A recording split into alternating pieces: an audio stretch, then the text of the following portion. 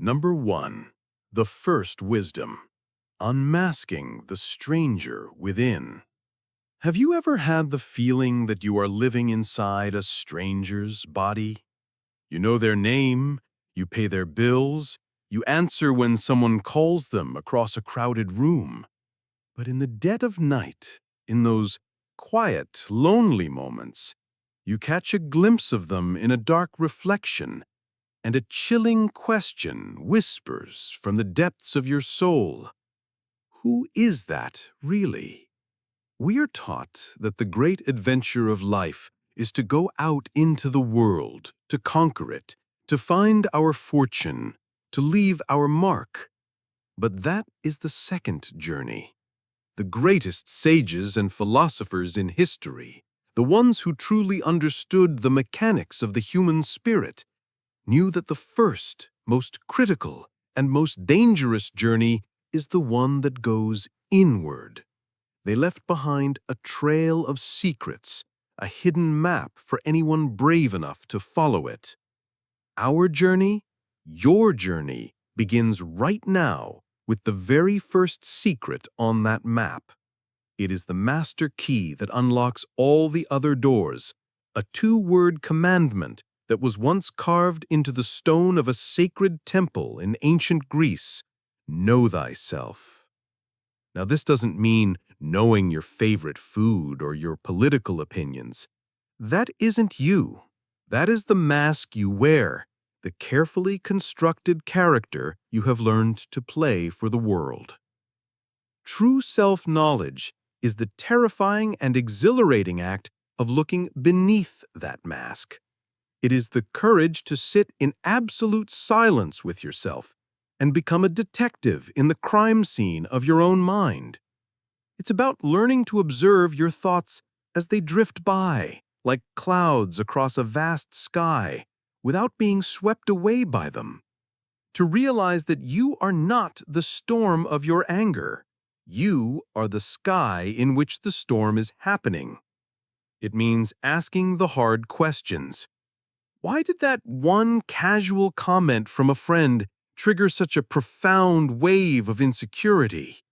It wasn't about the words. What deeper wound did it touch?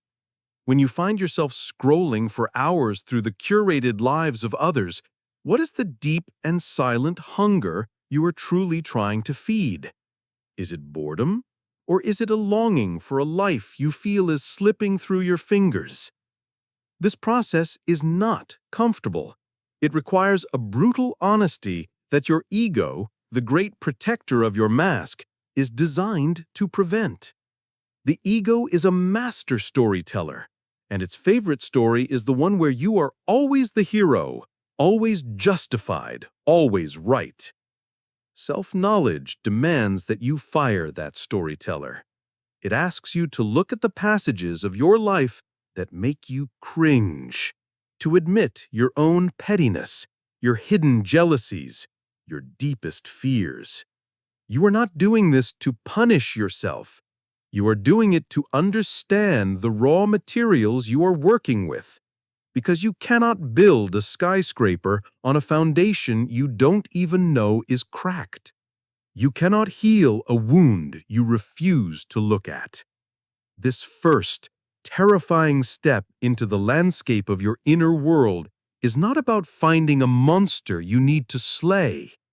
It is about finding a lost and complex human that you need to finally meet. It is about turning the full, undivided attention of your consciousness inward and finally whispering, "I see you. I'm here. I'm ready to listen." This is the bedrock, the silent, unshakable foundation upon which all other wisdom must be built. But be warned, this inner excavation is like digging for treasure in a forgotten land. You don't just find gold, you also disturb the ground where the bones are buried. As you look within, you will inevitably unearth a graveyard, a field of ghosts from your past, and every single one of them will be whispering the same heavy word: failure. And what you decide to do with those ghosts, how you choose to face that graveyard, will determine whether this journey empowers you or utterly breaks you. Number 2.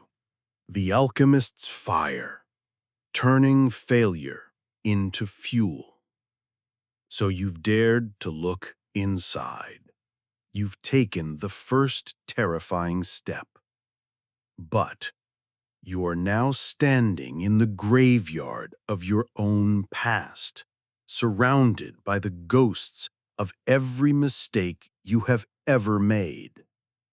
The echoes of every failed project, every broken relationship, every single wrong turn. Our world teaches us that this is a place of profound shame, a monument to our inadequacy. We are taught from birth to bury these ghosts, to run from them, to build the walls of our denial so high that we can pretend they don't exist. But what if I told you that this graveyard is not a tomb, but a gold mine? What if I told you that the most powerful minds in history became legendary not by avoiding failure, but by mastering a secret and ancient form of alchemy?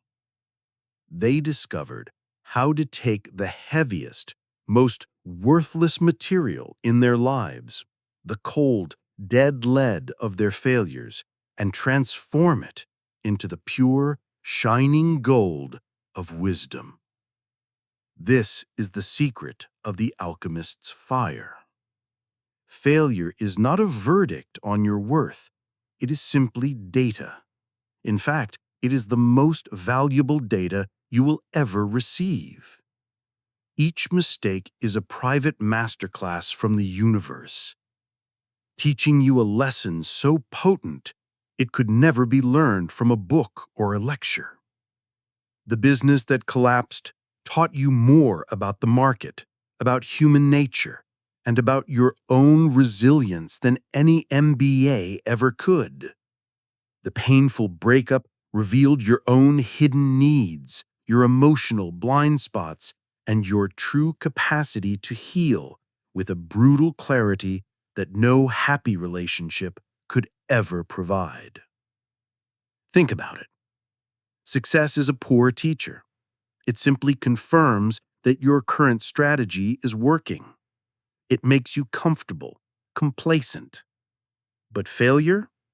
Failure shatters your reality. It demolishes your assumptions and forces you from the rubble to build a stronger, smarter, more resilient version of yourself. It is the most powerful catalyst for growth that has ever been discovered. The real prison, you see, isn't the failure itself. It is the fear of failure. That fear is the invisible cage that keeps you in a job you hate, in a relationship that has died, in a life that is a fraction of what it could be. That fear makes you choose the familiar misery of your current situation over the magnificent uncertainty of your own potential. The seeker, the hero of this journey, learns to stop running from the ghosts of their past. They learn to walk calmly into that graveyard, to look each ghost in the eye, and to ask it one simple, transformative question. What are you here to teach me? The moment you ask this, you are no longer a victim. You become the alchemist. You place your mistakes one by one into the crucible of your conscious awareness. You apply the intense heat of your honest attention, burning away the shame, the ego, and the regret. And in those flames, you will watch as the dull, heavy lead of your past begins to glow, to transmute, to become the very gold you have been searching for. This is how you turn your past into fuel.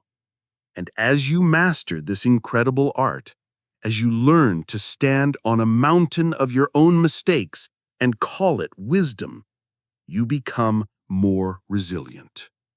But this mastery raises a new and terrifying question. It's one thing to learn from the past, but how do you navigate the present?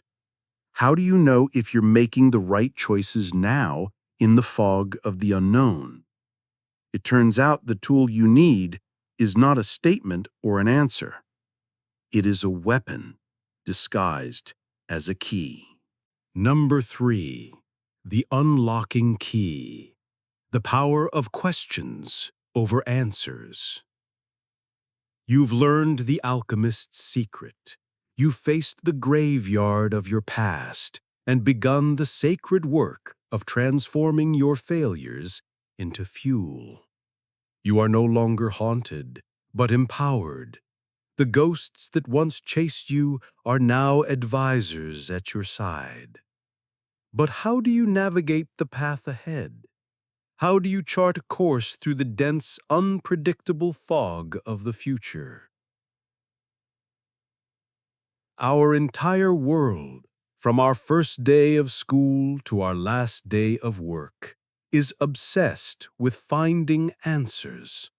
We hunt for them relentlessly in books and on screens, desperately believing that a tidy, pre-packaged answer will be the magic bullet for our problems. We see answers as safe, secure, like solid ground beneath our feet. But the seeker, on their journey to wisdom, learns a dangerous and liberating secret. A simple answer is almost always a dead end. It's a locked door. A great question, however, a great question is the master key that unlocks the entire universe. It is the most powerful and underutilized weapon in your cognitive arsenal. The philosopher Socrates, whose ghost still haunts the foundations of Western thought, knew this better than anyone. He didn't become the wisest man in Athens by having all the answers. He became wise by asking the most devastatingly effective questions. He knew a profound truth that most of us miss.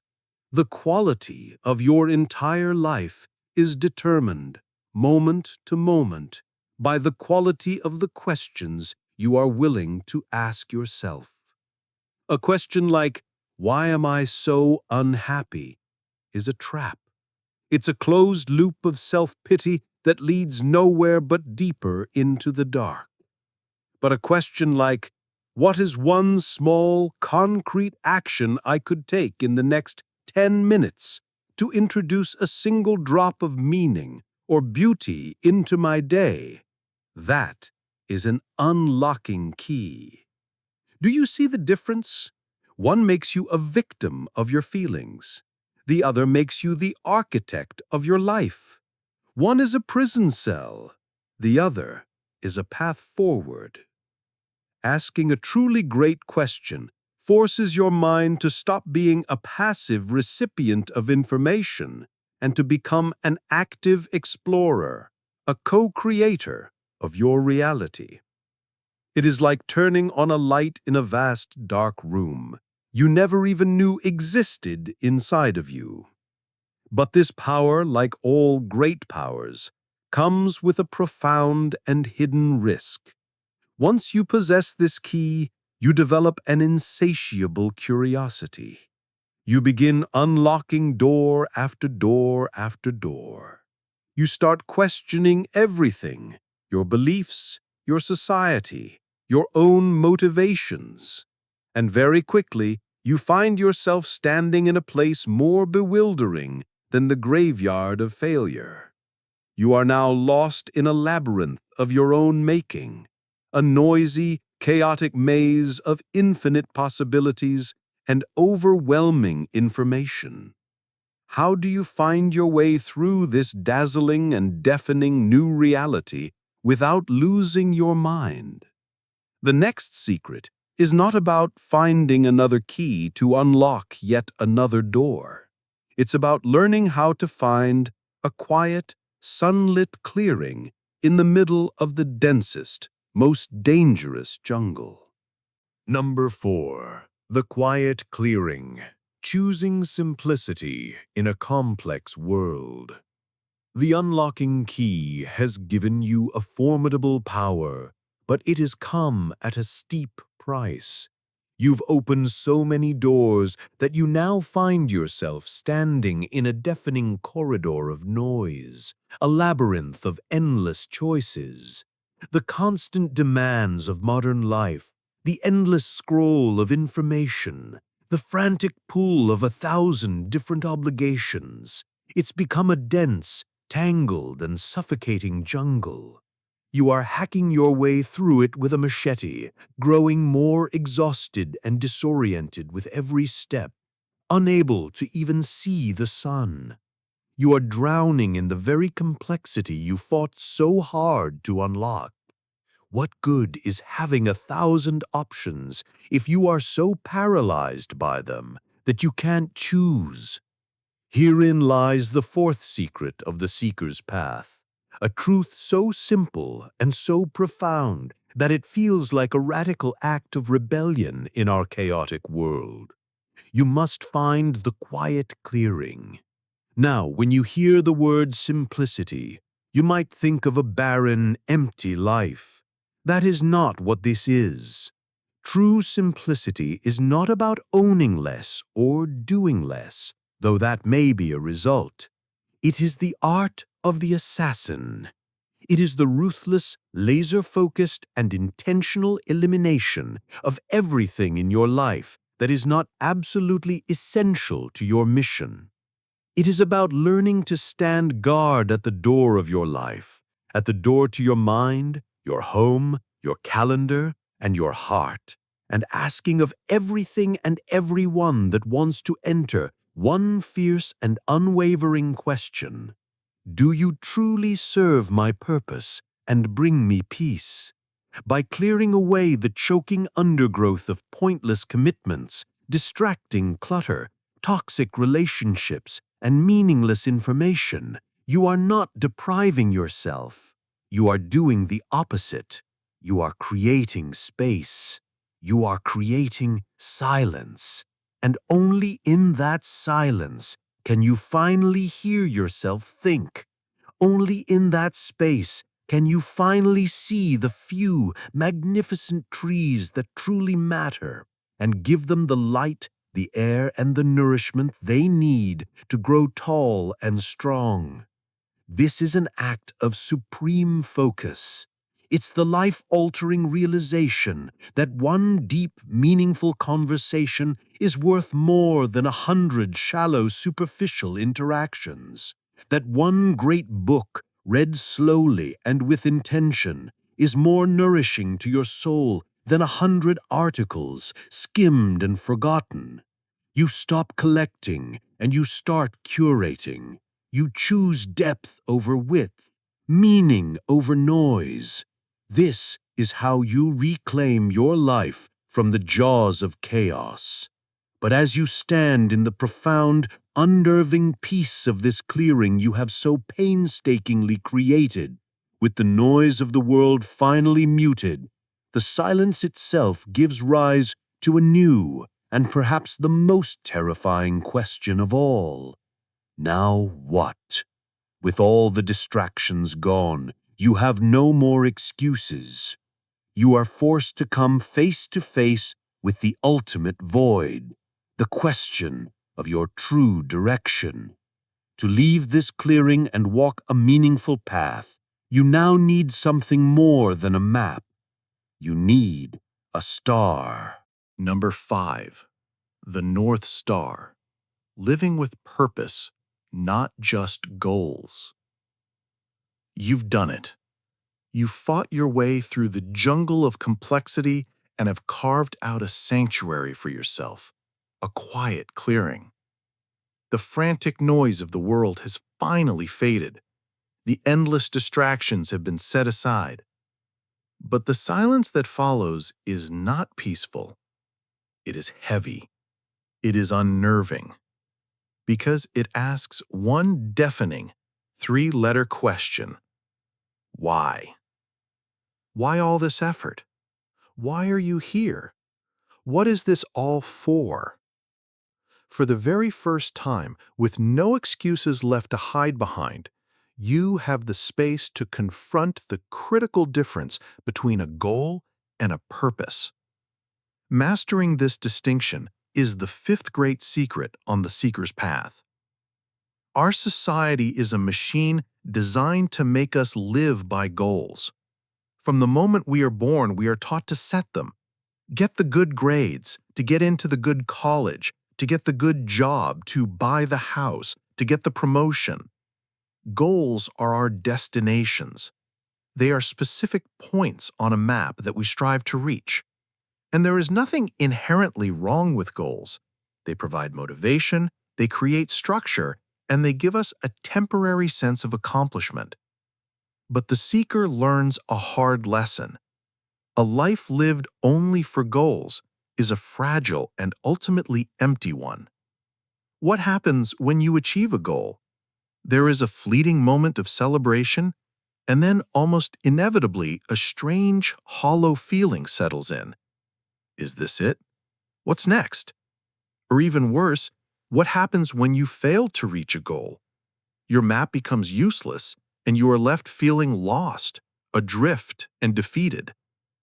A purpose, however, is an entirely different force of nature. A purpose is not a destination on the map, it is your North Star in the sky. It is the constant, unwavering, brilliant light that you navigate by, regardless of the terrain you are crossing or the storms you are facing. A goal is finite. A purpose is infinite. A goal is something you get.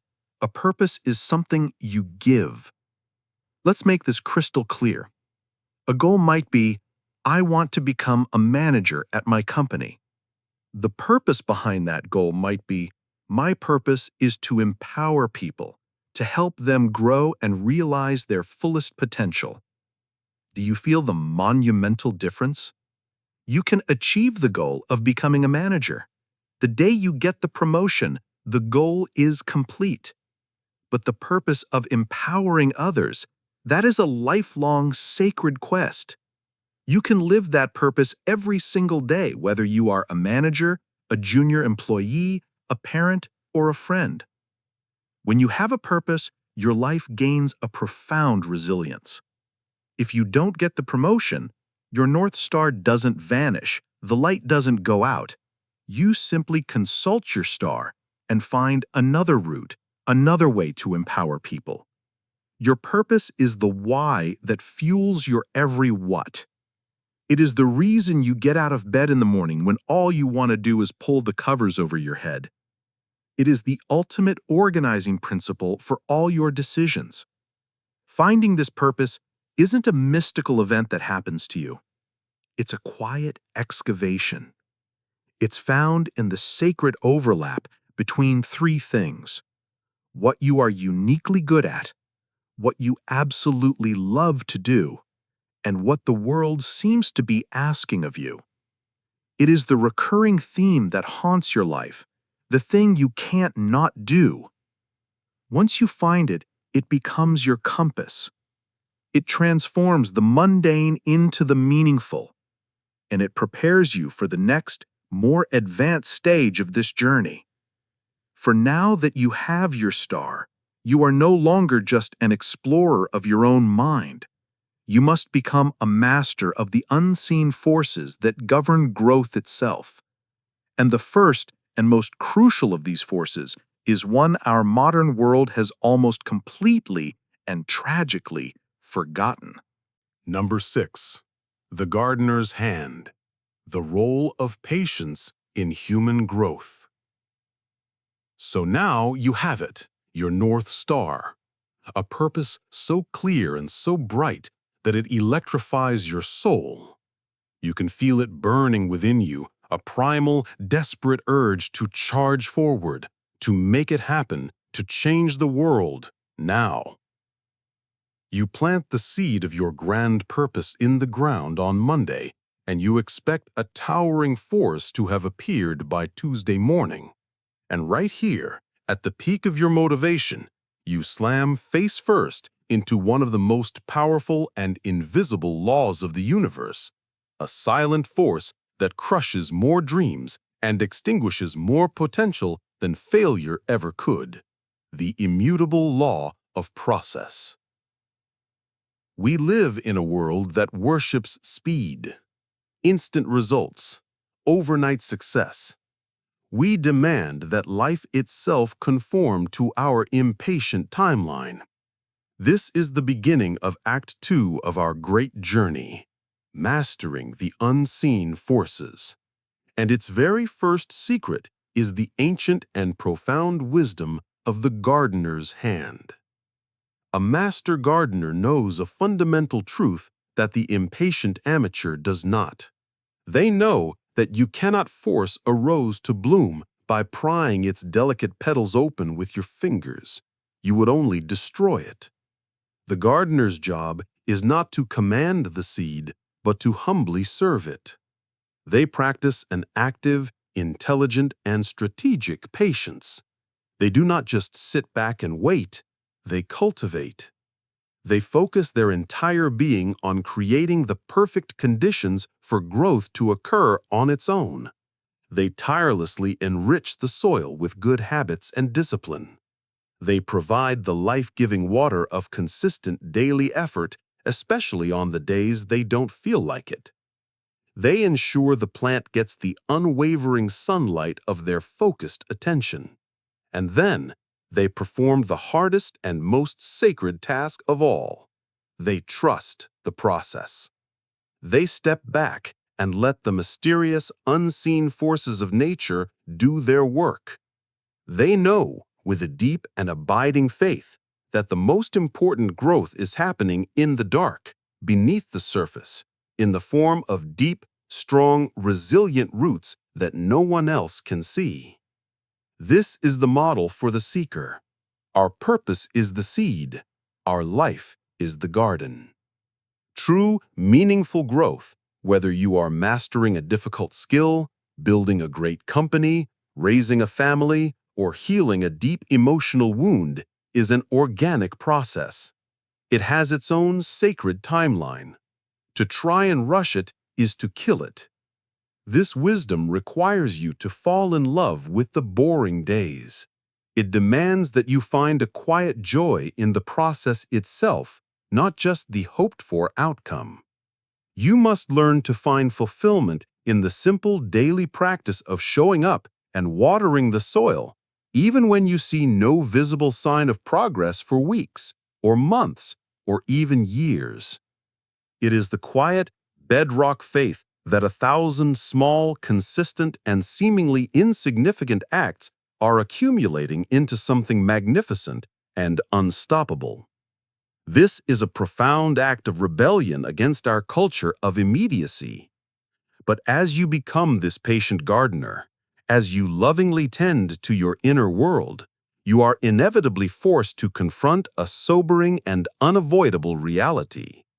Your garden is not a sealed, protected biosphere.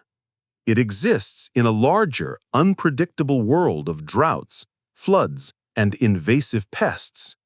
And to protect what you are growing, you must now master the art of looking at a coming storm without flinching, without illusions, and without lies. Number 7. The Unvarnished Mirror. Seeing the world as it is, not as you wish. As you patiently and diligently tend to the garden of your purpose, you begin to notice a hard, cold truth. The world outside your garden does not care about your plans. It does not care about your feelings. It is a world of unpredictable weather. A world where devastating storms gather on a clear day, and silent, insidious pests arrive in the night to devour your most delicate and cherished sprouts. So much of our human suffering, our anger, our anxiety, our despair, comes from one single tragic source: the gaping chasm between the world as we wish it were and the world as it actually is. We expect life to be fair. We expect the sun to always shine on our garden. We expect people to be rational and kind. And when reality inevitably slaps us across the face with the opposite, when life proves to be profoundly unfair, when people act out of ignorance and cruelty, when our best-laid plans are shattered by a random roll of the dice, we feel personally attacked by the universe. We believe we have been wronged. The seventh secret on our journey is a tool of radical and formidable power, a secret forged in the fires of ancient Stoic philosophy to grant mere mortals unshakable peace in the midst of unimaginable chaos. It is the wisdom of the unvarnished mirror. This is the difficult, lifelong discipline of seeing reality exactly as it is, without any of the distorting, self-serving filters of your hopes, your fears, your judgments, or your ego.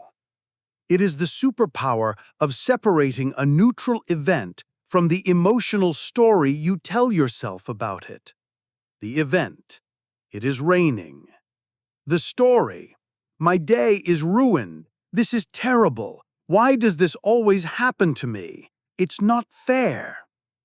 The seeker learns to mercilessly drop the story. The rain is just rain. It is a neutral fact of the cosmos. The ruined day is a prison of your own making, a cell whose bars are forged from your own unexamined expectations. The great Stoic emperor, Marcus Aurelius, writing to himself in his private journal, said that the obstacle in the path becomes the path. He understood that an external event is just raw material. A cancelled flight is not a catastrophe. It is an unexpected, unscheduled opportunity to practice patience or read a book. A harsh criticism from a boss is not just an insult. It's a free piece of data about how others perceive you, and a perfect chance to practice emotional self-control. This does not mean you become passive. It does not mean you approve of injustice. It means you become effective. You stop wasting your precious, finite energy fighting with what is, and you redirect all of that energy toward navigating reality skillfully. You see things with a stark, diamond-like clarity, free from the fog of your own emotional drama. You see people for who they are, not who you desperately wish they would be. But as you hold up this unvarnished mirror, as you begin to see the world with this powerful and sometimes painful clarity, you start to notice something else. You notice just how much of your life and the world around you is filled with completely unnecessary, distracting, and draining noise. And you begin to wonder, what incredible power might be hiding in the spaces between the noise? Number 8. The Resonant Void. When silence speaks louder than words. Holding the unvarnished mirror, you have stripped away your most cherished illusions. You now see the world and yourself with a startling and sometimes brutal clarity. But this newfound clarity reveals a hidden, insidious truth. Our lives are drowning in noise. It's not just the literal noise of traffic and sirens. It's the incessant, chattering noise of our own minds. It's the deafening, shouting noise of endless opinions on the internet. It is the frantic social pressure to speak, to react, to have a take, to fill every single second of every single day with sound. We have become a species that is terrified of silence. We see it as empty, awkward, a failure of connection, a void to be filled at all costs. But what if that void wasn't empty at all? What if it was the most potent and powerful thing in the room? The eighth secret on the seeker's path is a profound paradox that the loudest and most insecure people in the world will never, ever understand. It is the discovery of the resonant void. It is the life-altering realization that silence is not an absence, but a presence. It is a source of immense and deeply untapped power. Think about it. When you are in a tense negotiation or a difficult conversation, the person who is most comfortable with silence holds all the cards. Your calm, deliberate, and unnerving pause creates a vacuum that the other person feels an overwhelming compulsion to fill, and they will often reveal their true intentions, their fears, and their weaknesses just to end the discomfort.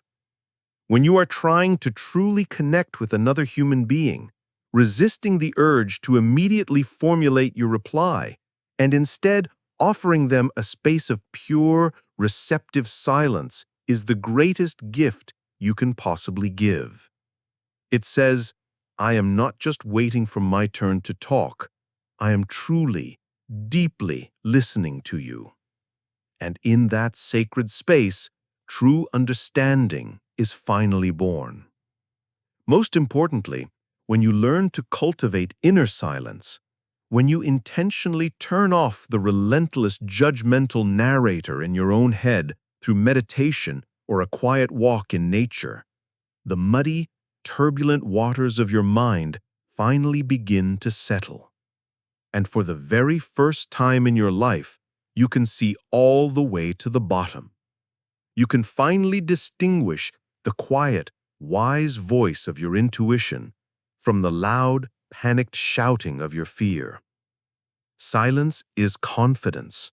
It is power held in reserve. The person who doesn't need to fill every space with talk is the person who is fundamentally secure. Their words, because they are chosen with care and deployed with precision, have more weight, more gravity, more impact. It is a revolutionary act in our noisy, distracted world. But as you befriend this powerful silence, as you learn to listen to its subtle whispers, it begins to reveal something unsettling. It holds up a mirror to your own mind, and it shows you how rigid and brittle your own beliefs have become.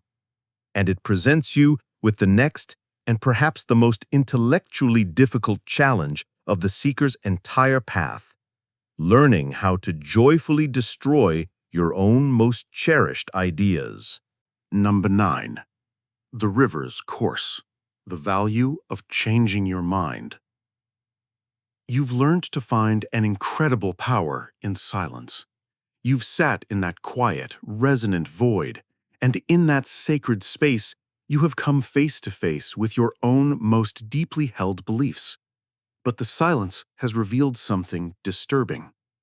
You see them for what they really are, not eternal truths carved in the stone of reality, but mental structures you've built over time, like a house. And this is where the seeker confronts a brutal test of character that breaks most people. Our modern culture, with its rigid political and social tribes, tells us that changing your mind is a cardinal sin. It is a sign of being weak, fickle, unprincipled, or a traitor. We are taught to plant our flag, build a fortress around our opinions, and defend them to the death, treating anyone who disagrees not as a potential teacher, but as a mortal enemy.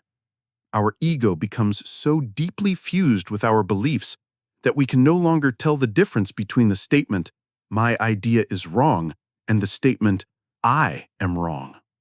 This is a prison of the mind. The ninth great secret is that the strongest, most intelligent, and most effective minds are not fortresses, they are rivers. This is the profound wisdom of the river's course. A fortress is rigid, brittle, and defensive. It is designed to repel all outside forces, and under enough pressure, it inevitably shatters into a million pieces. A river, however, is powerful precisely because it is fluid. It is yielding. It adapts to the landscape it encounters. It never engages in a head-on battle with a great boulder. It simply flows around it, gently, relentlessly, patiently, until over centuries it carves the stone into a canyon. To have a mind like a river is to hold your beliefs lightly. It is to be fiercely committed to your destination, your North Star, your purpose, but utterly flexible about the path you take to get there. It means treating your beliefs not as sacred dogmas to be defended, but as scientific hypotheses to be constantly and rigorously tested against the harsh evidence of reality. It requires a deep and profound humility. It is the ability to say the three most powerful and liberating words an intelligent person can ever utter. I was wrong. It's the intellectual honesty to be more committed to finding the truth than to the temporary satisfaction of being right. It means you actively hunt for evidence that disproves your most cherished theories, because you know that is the fastest and most efficient path to growth. Each time you thoughtfully change your mind based on new evidence or a better argument, you are not losing a piece of yourself. You are shedding a skin. You are becoming a more refined, more accurate, and more effective version of yourself. Your mind becomes more resilient, more powerful, and more alive. But this very flexibility, this incredible newfound ability to flow and adapt to the world, leads to the final, ultimate, and most critical question of this entire stage of our journey. If the world is the landscape, and your mind is the river that flows through it, what part of that landscape can you actually control? The answer to this question, once truly understood, will change absolutely everything. Number 10. The Stoic's Citadel. Accepting the limits of your control. Your mind is now like a powerful river, no longer a rigid fortress.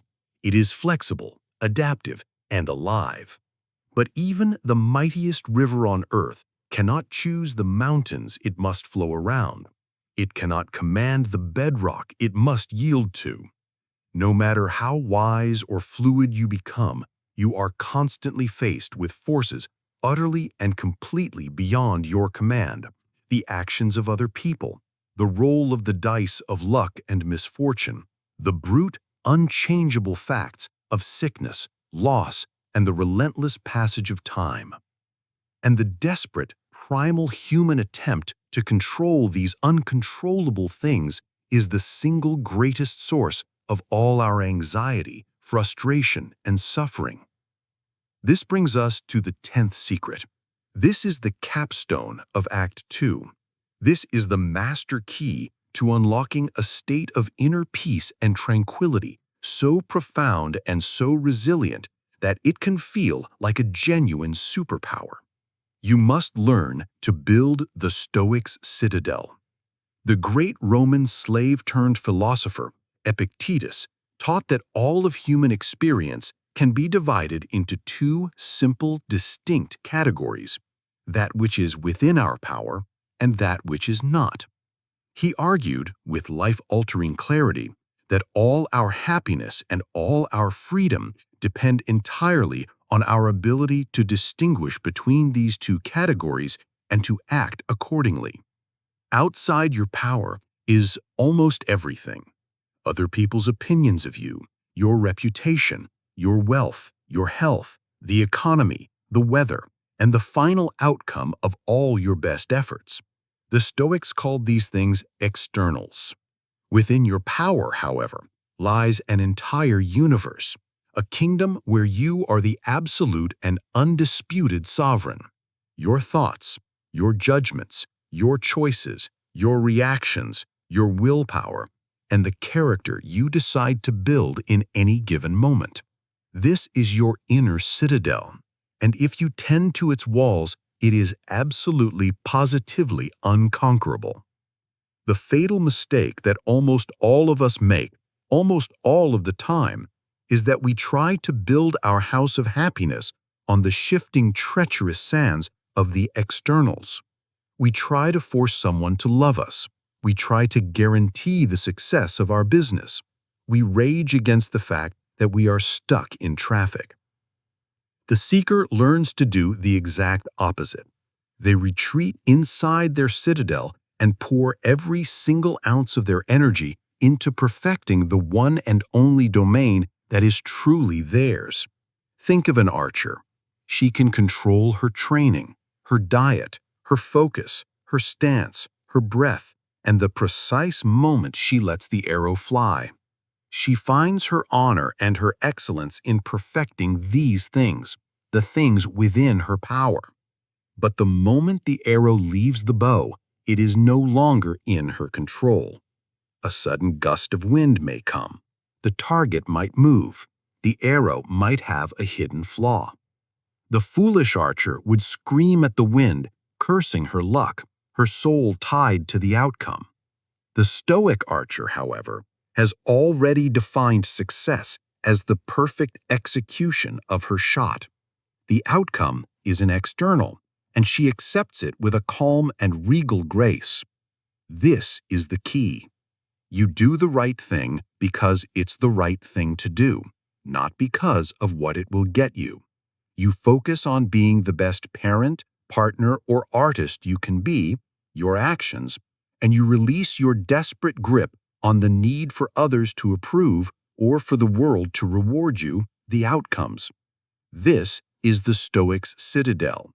It is an internal fortress that no external event, no matter how catastrophic, can ever breach. From within these walls, you become invincible. You can finally face any storm the world throws at you, not with fear, but with a calm, unshakable, and truly powerful peace. Number 11. The Lone Wolf's Path. The Courage to Stand Alone. You have built the Stoic's citadel. Within its walls, you are sovereign. You are free. You are safe from the storms of the external world. From this fortress of inner peace, you can face anything. But now, you must open the gate. You must step out into the world of others, into the complex, chaotic, and often treacherous human maze. And the very first test you will face is the primal, terrifying pull of the crowd. From our earliest days as a species, being part of the tribe meant survival. To be cast out meant certain death. That fear is baked into our DNA.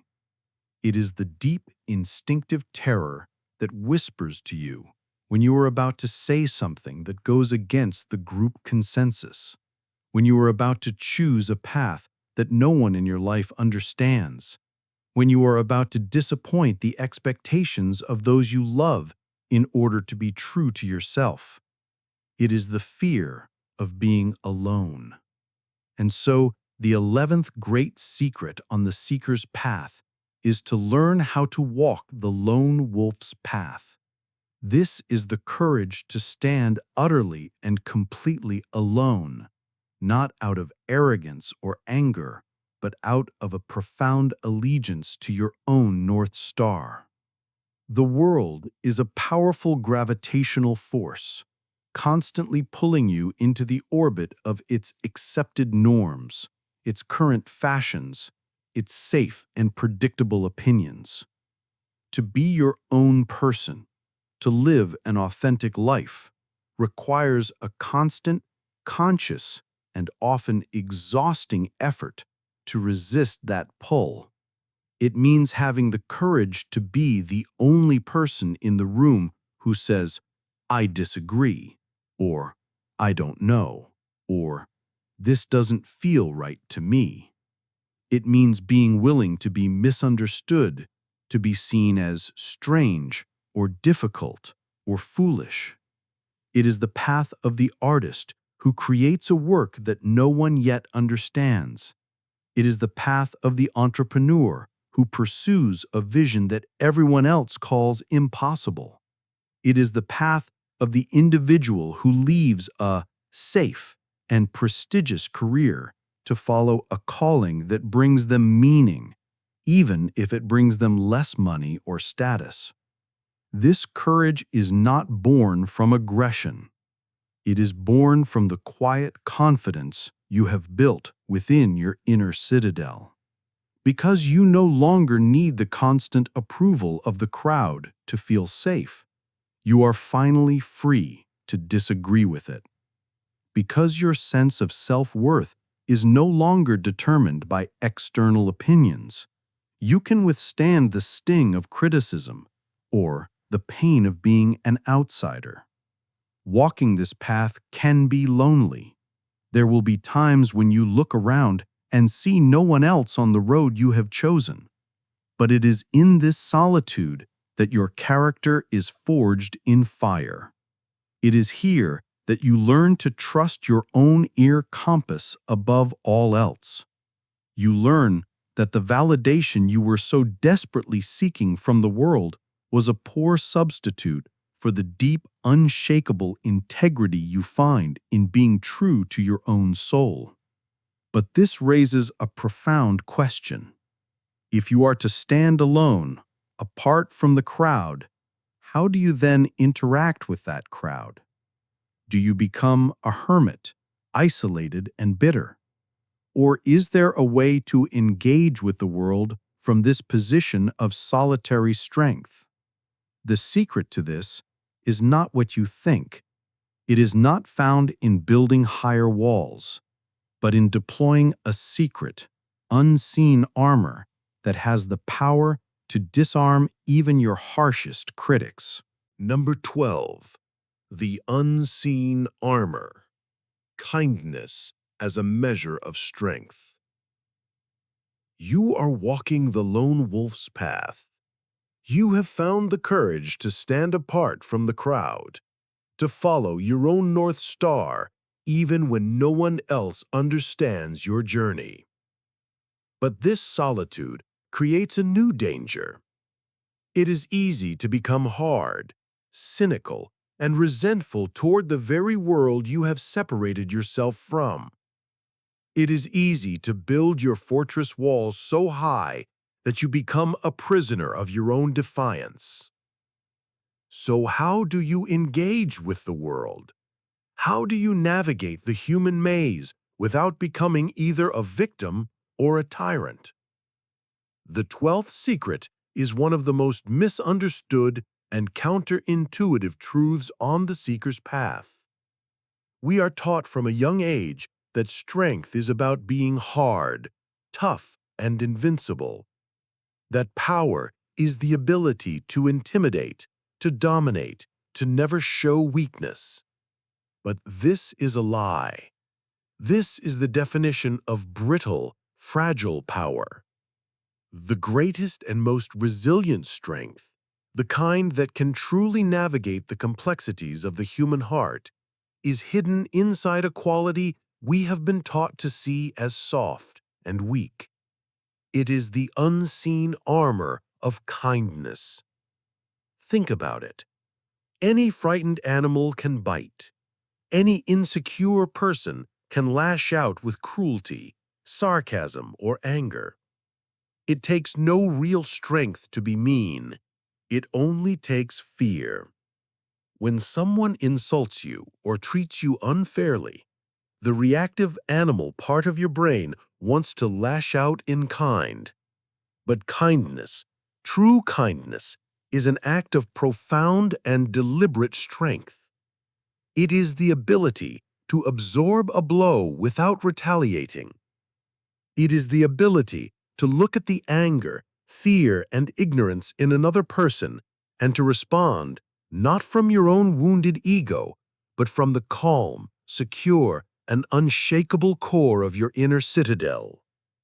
It is a sign that you are so fundamentally secure in your own worth that the opinions and actions of others no longer have the power to control your emotional state.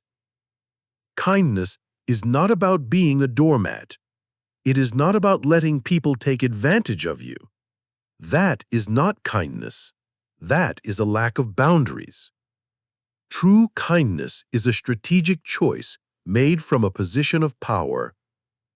It is the understanding that your compassion is a shield that negativity cannot penetrate.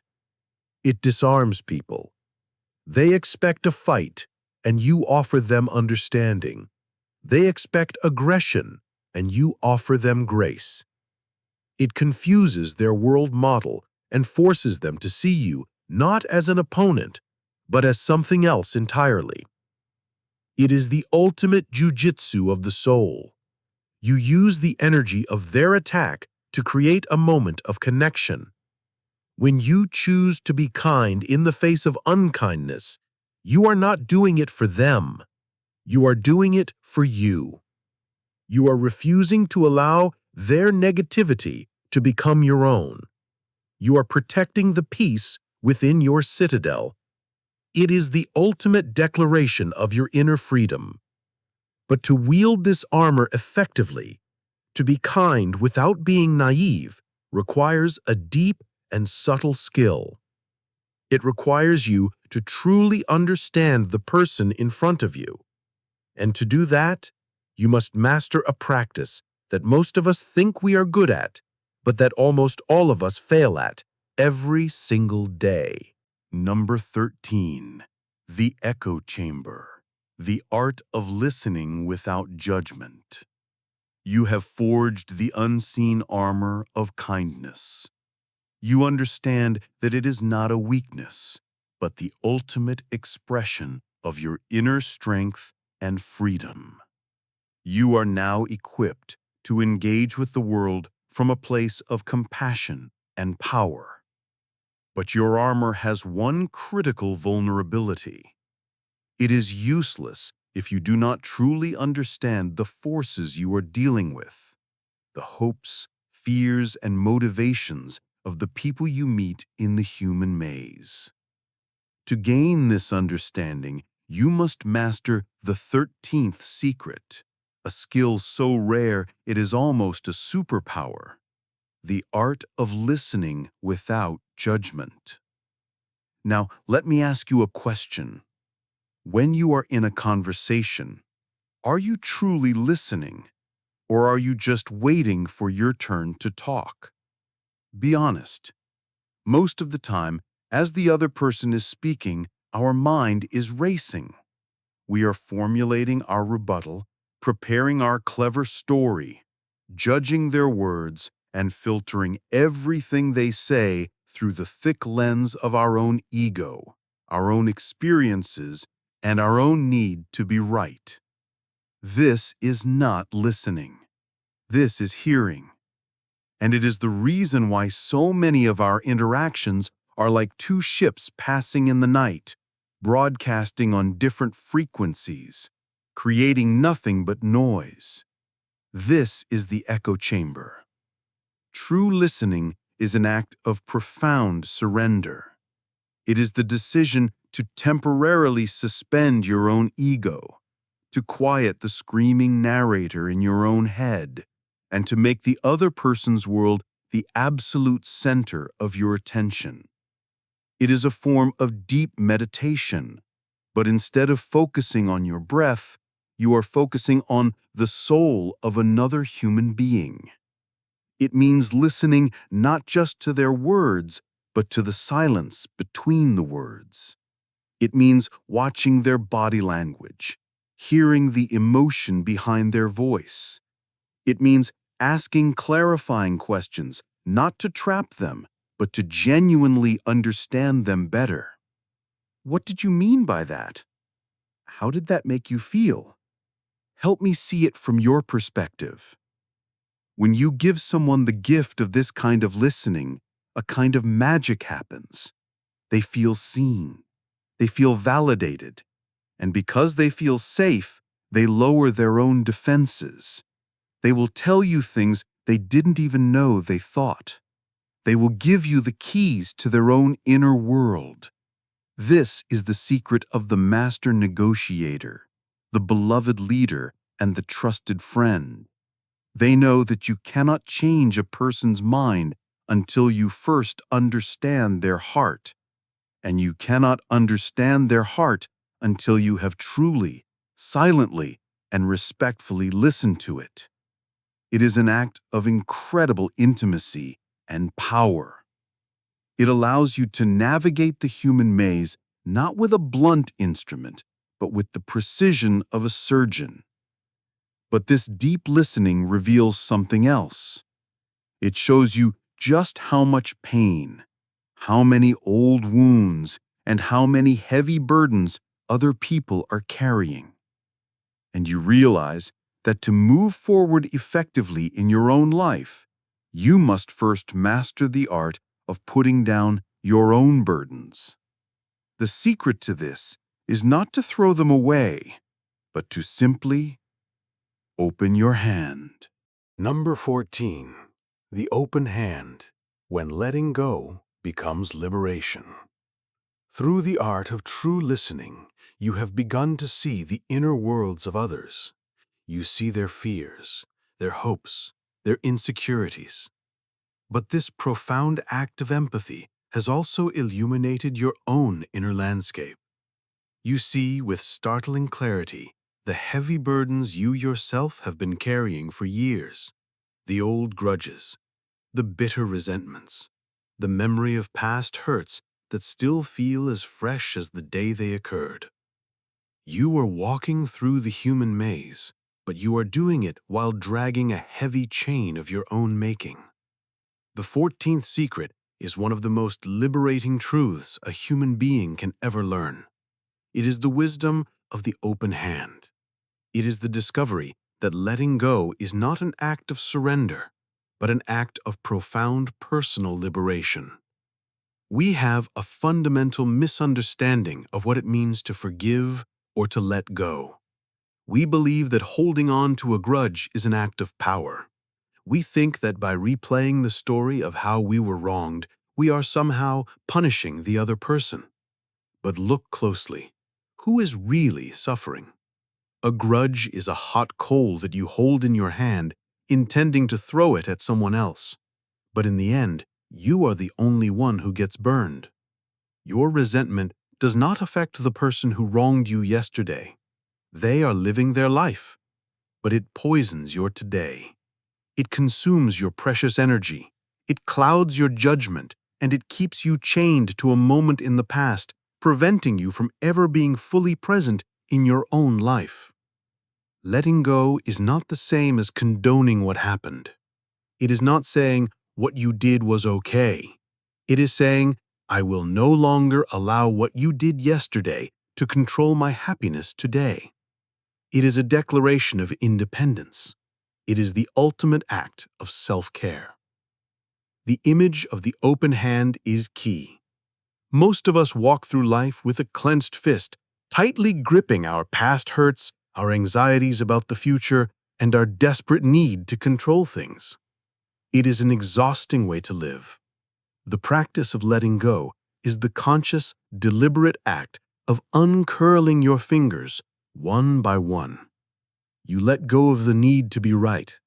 You let go of the need for an apology that will never come. You let go of the fantasy that you can change the past. You open your hand. And in that moment of release, you are not losing anything. You are gaining everything. You are gaining freedom. You are freeing up an immense amount of mental and emotional energy that can now be redirected toward building the life you actually want, rather than endlessly litigating the one you had. It is a profound act of reclaiming your power from the past. But this raises a new and challenging question. You have learned to let go of the burdens of the past. But what about the vast, terrifying, and utterly unknowable expanse of the future? How do you face that without clenching your fist all over again? The secret lies in cultivating a very specific kind of posture toward the unknown. Number 15. The Sage's Bow. Humility in the face of the unknown. You have opened your hand, releasing the hot coal of past grudges and liberating yourself from the chains of resentment. You feel lighter, freer, more present. But as you turn to face the future, you are confronted by a vast, dark, and intimidating ocean, the great unknown. The natural human tendency is to react to this with fear. We desperately try to predict it, to control it, to build systems and plans that give us the illusion of certainty. We clench our fists once again. But the seeker learns a different way. The 15th secret is to adopt the posture of the sage's bow. It is the practice of cultivating a profound and powerful humility in the face of the vast unknown. In our culture, humility is often mistaken for weakness or low self-esteem. We celebrate the expert, the pundit, the charismatic leader who projects an aura of absolute certainty. But the wisest people in history, the true sages, understood that this is a fool's game. They knew that the universe is infinitely vast and complex, and that the sum total of human knowledge is like a single grain of sand on an infinite shoreline. True humility is not thinking less of yourself, it is simply thinking of yourself less. It is an intellectual and spiritual posture of openness. It is the profound and calming realization that you do not have all the answers, and that you never will. The posture of the sage's bow is not one of cowering fear, but of reverent respect. Imagine a wise sage standing at the edge of that dark ocean of the unknown. They do not turn their back on it. They do not try to build a wall against it. They simply bow. It is a bow of acknowledgement, a bow that says, "I see you. I respect your power.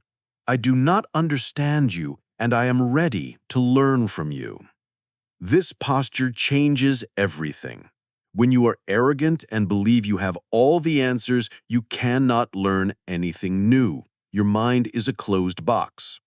But when you bow in humility, your mind becomes an open vessel, ready to receive the unexpected lessons that the universe wants to teach you. It transforms the terrifying unknown into the exciting unknown. It turns life from a test you have to pass into an adventure you get to experience. It means you are no longer afraid of being wrong because you realize that discovering you are wrong is one of the most exciting things that can happen.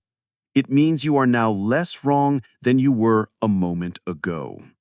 This profound humility, this sage's bow, is the key to lifelong learning and growth. It keeps you curious, flexible, and resilient. But as you stand there, bowed at the edge of the great mystery, you become aware of a fundamental tension that defines the human condition. Two powerful and opposing forces that pull on every one of us.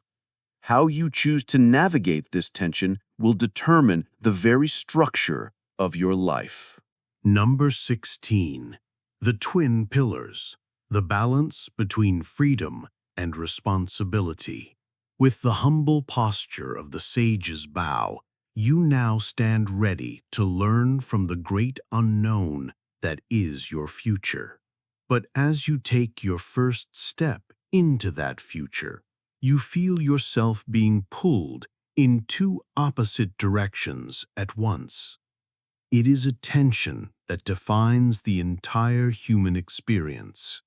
It is the 16th great secret on the seeker's path, and it is the riddle of the twin pillars. The first pillar is freedom. It is the primal cry of the human soul. I want to be free. Free from constraints, free from the expectations of others, free to choose my own path, to live my own life on my own terms. This desire is the engine of all progress, all creativity, all rebellion against tyranny. It is a sacred and essential force. The second pillar is responsibility. It is the deep, intuitive knowledge that we are not islands, that our lives are inextricably connected to the lives of others. It is the call to duty, to our families, to our communities, to our principles. It is the understanding that our actions have consequences and that we are accountable for them. It is the force that builds stable societies, that nurtures families, and that gives our lives a sense of weight and meaning. In our youth, we often see these two pillars as enemies. We believe that to be truly free, we must cast off all responsibility. And we believe that responsibility is a heavy chain that suffocates our freedom. We see it as an either-or choice. But the seeker learns that this is a tragic and juvenile mistake. The secret is that freedom and responsibility are not opposing forces. They are the twin pillars that, if balanced correctly, can hold up the roof of a magnificent and meaningful life. If they are out of balance, they will crush you between them. Freedom without responsibility is not freedom, it is chaos. It is the life of a perpetual adolescent, driven by impulse, shirking all commitment, ultimately leading to a shallow, lonely, and meaningless existence. It is a ship without a rudder, free to go anywhere, and therefore ending up nowhere of consequence. Responsibility without freedom is not duty, it is slavery. It is the life of a drone, dutifully fulfilling the expectations of others, but with a dead soul, having sacrificed all personal autonomy and joy. It is a ship firmly anchored in the harbor, safe and secure, but rotting from the inside, never having fulfilled its purpose of sailing the great seas. The art of living a great life is the constant, dynamic, and lifelong process of finding the delicate balance point between these two pillars. It is about using your freedom to choose your responsibilities. You freely choose to be responsible for your family. You freely choose to be responsible for the quality of your work. You freely choose to be responsible for your own principles. And it is this chosen responsibility that gives your freedom its direction, its purpose, and its meaning. It is the rudder that steers your ship. Navigating this balance is one of the hardest things we do. But as you learn to walk the fine line between these twin pillars, you begin to crave a solid foundation beneath your feet. You start to look for certainty, for something permanent to hold on to. And this craving leads you directly into one of the most seductive and dangerous traps on the seeker's path. Number 17. The House of Smoke. The illusion of permanent certainty. You are learning the delicate, lifelong dance of balancing the twin pillars of freedom and responsibility. It is a difficult art, and it requires constant adjustment. And in the midst of this challenging dance, a deep and natural human craving begins to surface. The craving for certainty. We want to know for sure that we are on the right path. We want to guarantee that our efforts will pay off. We want a solid, permanent, unshakable foundation beneath our feet.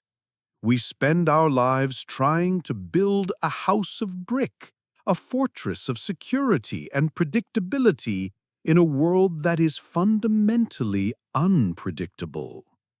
The 17th secret is a bucket of cold water in the face. It is the shocking and ultimately liberating realization that the house you have been trying to build is and always will be a house of smoke. The idea of permanent certainty is the greatest illusion sold to us by our own ego. The ego craves security. It wants to know the rules of the game so it can win. It creates rigid belief systems, detailed life plans, and firm expectations about how the world should work. It builds this beautiful, solid-looking house.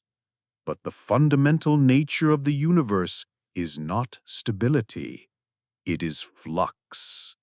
The universe is a river, not a rock. Everything is in a constant state of change.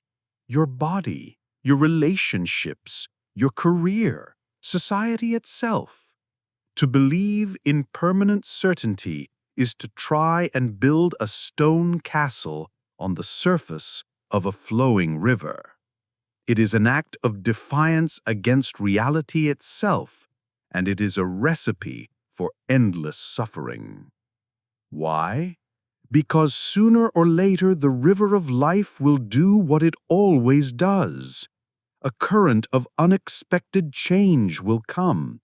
A job loss, a health crisis, a betrayal, and your beautiful, solid house of smoke will dissolve into thin air. And because you believed in its permanence, because you staked your entire sense of security on it, its dissolution feels like the end of the world. You are left shattered, disoriented, and feeling like a victim of a cruel and unjust cosmos. The seeker, however, learns a different way. They learn to stop trying to build a permanent house. Instead, they learn how to become a masterful sailor on the river of life. They find their security not in the illusion of external stability, but in their own internal ability to adapt, to be flexible, to navigate the ever-changing currents with grace and skill. They embrace uncertainty. They learn to dance with it. They understand that the only real security in this life is the trust you have in your own resilience. They know that they can handle whatever the river brings. This is a terrifying shift in perspective at first, but it is the gateway to true freedom and peace.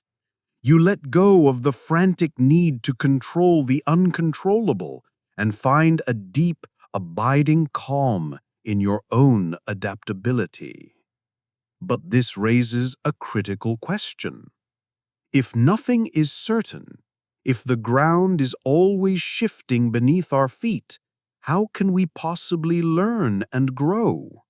If there is no solid ground, where do we plant the seeds of our knowledge and wisdom? The answer is that we must learn to cultivate a force that does not need certainty to thrive. In fact, it dies without it. Number 18. The Sacred Flame. Why curiosity is the lifeblood of learning.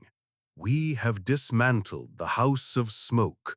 We have come to terms with the profound and terrifying truth that nothing in this world is permanent. Nothing is certain. We are sailors on a river of constant flux. But this realization can lead to a dangerous place, nihilism. If nothing is certain, why bother learning anything? Why try to grow? If the ground is always shifting, why plant any seeds? And here the seeker discovers the 18th secret, the force that acts as the ultimate antidote to the despair of uncertainty. It is the cultivation of the sacred flame of curiosity. Think back to when you were a small child. The world was not a set of facts to be memorized. It was a magical, bewildering, and endlessly fascinating theme park of questions. Why is the sky blue? Where does the sun go at night? What happens when we die? Your mind was a blazing fire of pure, unadulterated curiosity. You were a learning machine. Then, somewhere along the way, school and society taught us a terrible lesson. They taught us that having the right answers is more important than asking interesting questions. They rewarded certainty and punished doubt. And slowly, tragically, the sacred flame of our curiosity began to flicker and die, replaced by the cold, dead ash of dogma and the arrogant belief that we already knew everything we needed to know. This is the moment the soul begins to wither. Curiosity is the lifeblood of all learning, all growth, all creativity. It is the engine of the human spirit. Certainty is a closed door. It says, I already know. Curiosity is an open door. It whispers, I wonder. It is the force that allows you to look at the vast, uncertain ocean of the unknown and see it not as a threat, but as an invitation to a grand adventure. It thrives in the absence of easy answers. It is what drove Einstein to question the nature of time, what drove Marie Curie to investigate the secrets of the atom, what drives every artist, scientist, and philosopher to push the boundaries of human understanding. Cultivating this sacred flame is an active process. It means consciously choosing to be more interesting than interested. It means learning to listen to the small whispers of I wonder in your own mind and treating them not as distractions, but as sacred invitations. It means reading books outside of your areas of expertise. It means talking to people who hold wildly different beliefs than you do, not to debate them, but to genuinely understand their world. It means looking at the most ordinary things, a leaf, a cloud, the face of a stranger, as if you are seeing them for the very first time. When you live in a state of curiosity, the world is no longer a scary, unpredictable place. It is a living, breathing mystery that you have the privilege of exploring. But this sacred flame, this grand passion for the unknown, needs daily fuel to keep it from burning out. And the secret to that fuel is not found in grand gestures or dramatic moments of insight. It lies in something so small, so subtle, and so powerful that it silently shapes our entire existence without us even noticing. Number 19. The Silent Architect. The Subtle Power of Daily Habits. The sacred flame of curiosity now burns within you, illuminating the path ahead and transforming the scary unknown into an exciting adventure. You have the passion, the desire to learn and grow. But passion is a powerful but fickle guest. It comes and goes. It cannot be relied upon to carry you through the long, difficult, and often boring stretches of the journey. A blazing fire is useless if you don't have a steady supply of wood to feed it. So how do you sustain your growth? How do you translate your grand intentions into real, tangible progress? The 19th secret is perhaps the most practical and most powerful of them all. It is the discovery of the silent architect. There is a famous saying, you do not decide your future, you decide your habits, and your habits decide your future. Read that again. This is one of the most important truths you will ever encounter. We tend to believe that our lives are shaped by big, dramatic moments, a promotion, a wedding, a crisis. But this is an illusion. Our lives, our characters, our health, our wealth, and our ultimate destinies are not shaped by these rare earthquakes. They are shaped by the silent, invisible, and relentless architect of our daily habits. You are not your grand intentions. You are not your New Year's resolutions. You are the sum of your daily actions, repeated over and over again until they become automatic. These tiny, seemingly insignificant habits are the invisible architects of your reality. They are the small rudders that steer the massive ship of your life. A habit of reading just 10 pages a day will lead you through over 30 books a year. A habit of saving just a few dollars a day can build a fortune over a lifetime. A habit of meditating for just 5 minutes a day can rewire your brain for peace and focus. A habit of writing just one paragraph a day can produce a novel. The magic is not in the size of the action, but in the relentless consistency of its repetition.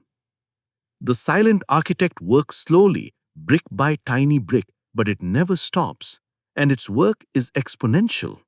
The results are almost invisible at first, which is why most people give up. But over time, the effects compound into something massive and transformative. This is why mastering your habits is the ultimate life hack.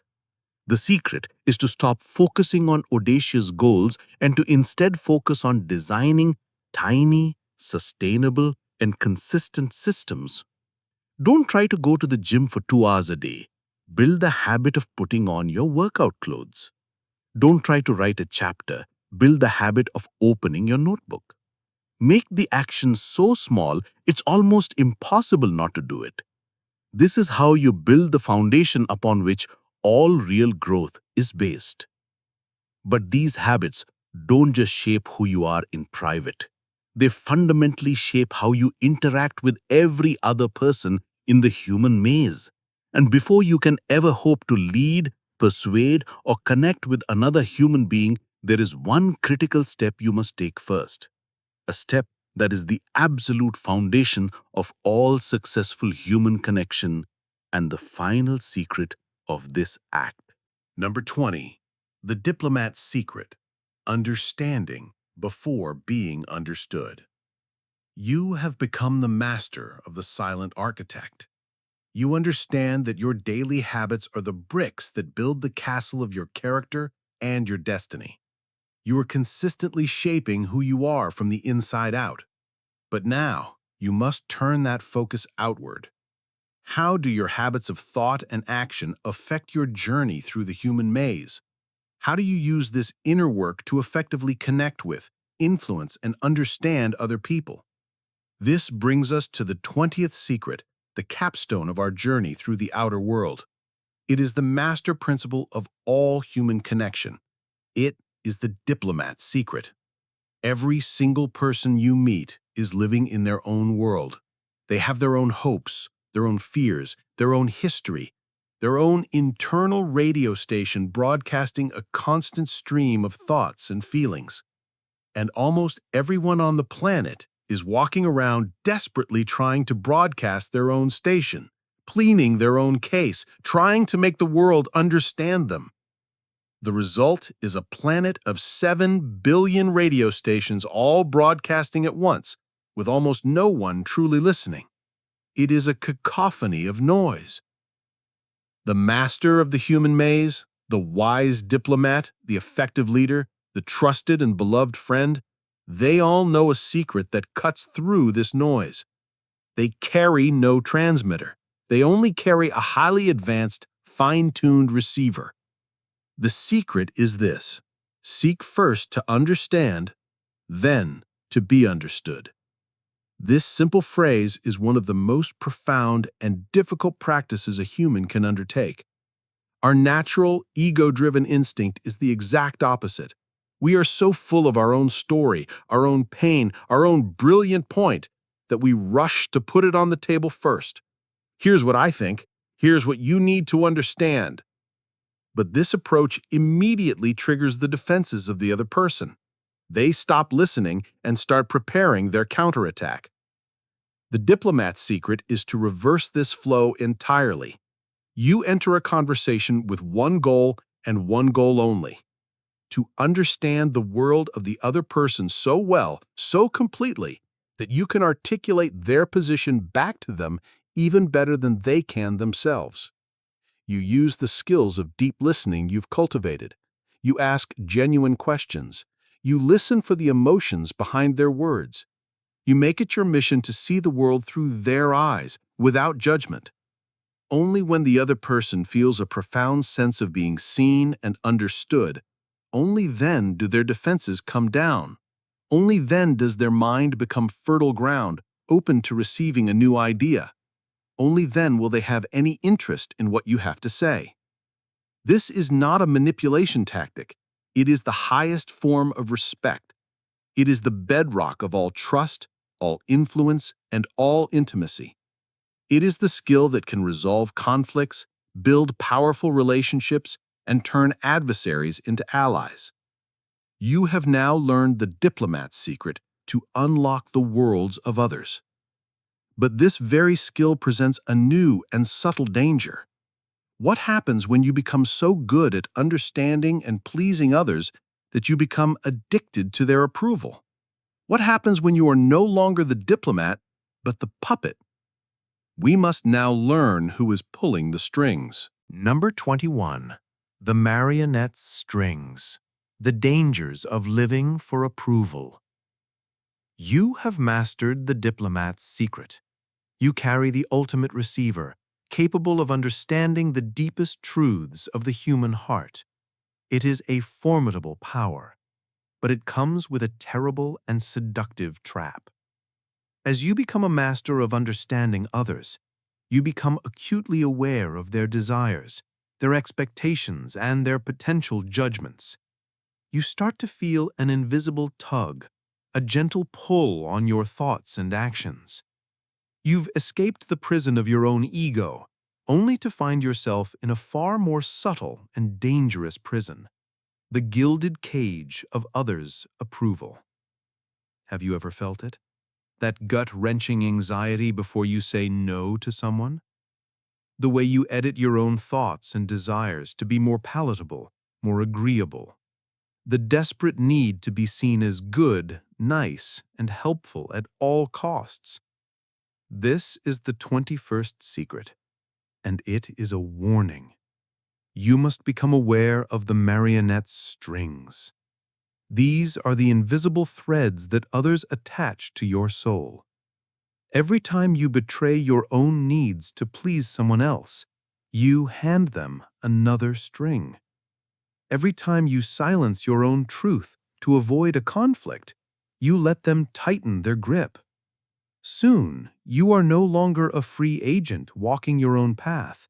You are a puppet, dancing to a tune composed by the expectations of your parents, your friends, your boss, and even complete strangers on the internet. You become a ghost in your own life, a beautifully crafted mask with nothing behind it, your own North Star completely obscured by a sky full of other people's clouds. And the most dangerous part of this trap is that it feels like virtue. You tell yourself you are being kind, that you are being a good person. But this is not kindness. It is a form of self-abandonment. And it always, inevitably, leads to a slow-burning toxic resentment that poisons everything from within. You begin to resent the very people you are so desperately trying to please. So how do you break free? You must learn to perform the sacred act of disappointing others. This is not about becoming cruel or selfish. It is about realizing that your primary responsibility is to the truth of your own soul. It is about finding the courage to make decisions that are aligned with your own deeply held values. even if those decisions cause minor disapproval or discomfort in others. It starts with small acts of rebellion, saying no to a request that drains you, stating an honest opinion, calmly and respectfully, even if it's unpopular, choosing to spend your evening on your own passion project instead of going to a social event you dread. Each time you do this, you snip one of the marionette's strings. You reclaim a piece of your own soul. It is a terrifying process at first, because that primal fear of being cast out of the tribe will scream in protest. But as you begin to cut these strings, a new danger arises. In your newfound freedom, it is easy to become cynical, to build a wall of defiance. A creeping bitterness toward the world can set in. What if the ultimate weapon against this bitterness, the ultimate sign of true freedom, is not an act of defiance at all, but a secret form of intelligence that has the power to completely rewire your entire perception of reality? Number 22. The inner sunlight. Gratitude as a form of intelligence. You are cutting the marionette strings, one by one. It is a liberating, but also a lonely and difficult process. You are learning to disappoint others in the sacred service of your own truth. But in the void left by your need for approval, a new poison can begin to seep in. Bitterness. A cynical, guarded, me against the world attitude. You risk becoming a fortress, just as trapped as you were when you were a puppet. How do you remain free without becoming hard?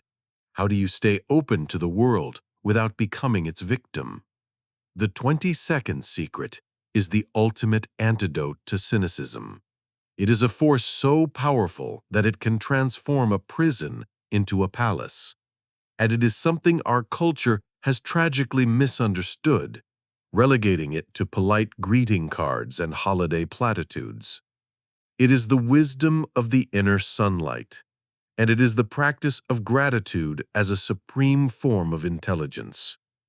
We are taught that gratitude is a feeling, a polite thank you for the things we receive, but this is a superficial understanding. True gratitude is not a passive emotion, it is an active cognitive process. It is a deliberate, highly intelligent way of scanning the world.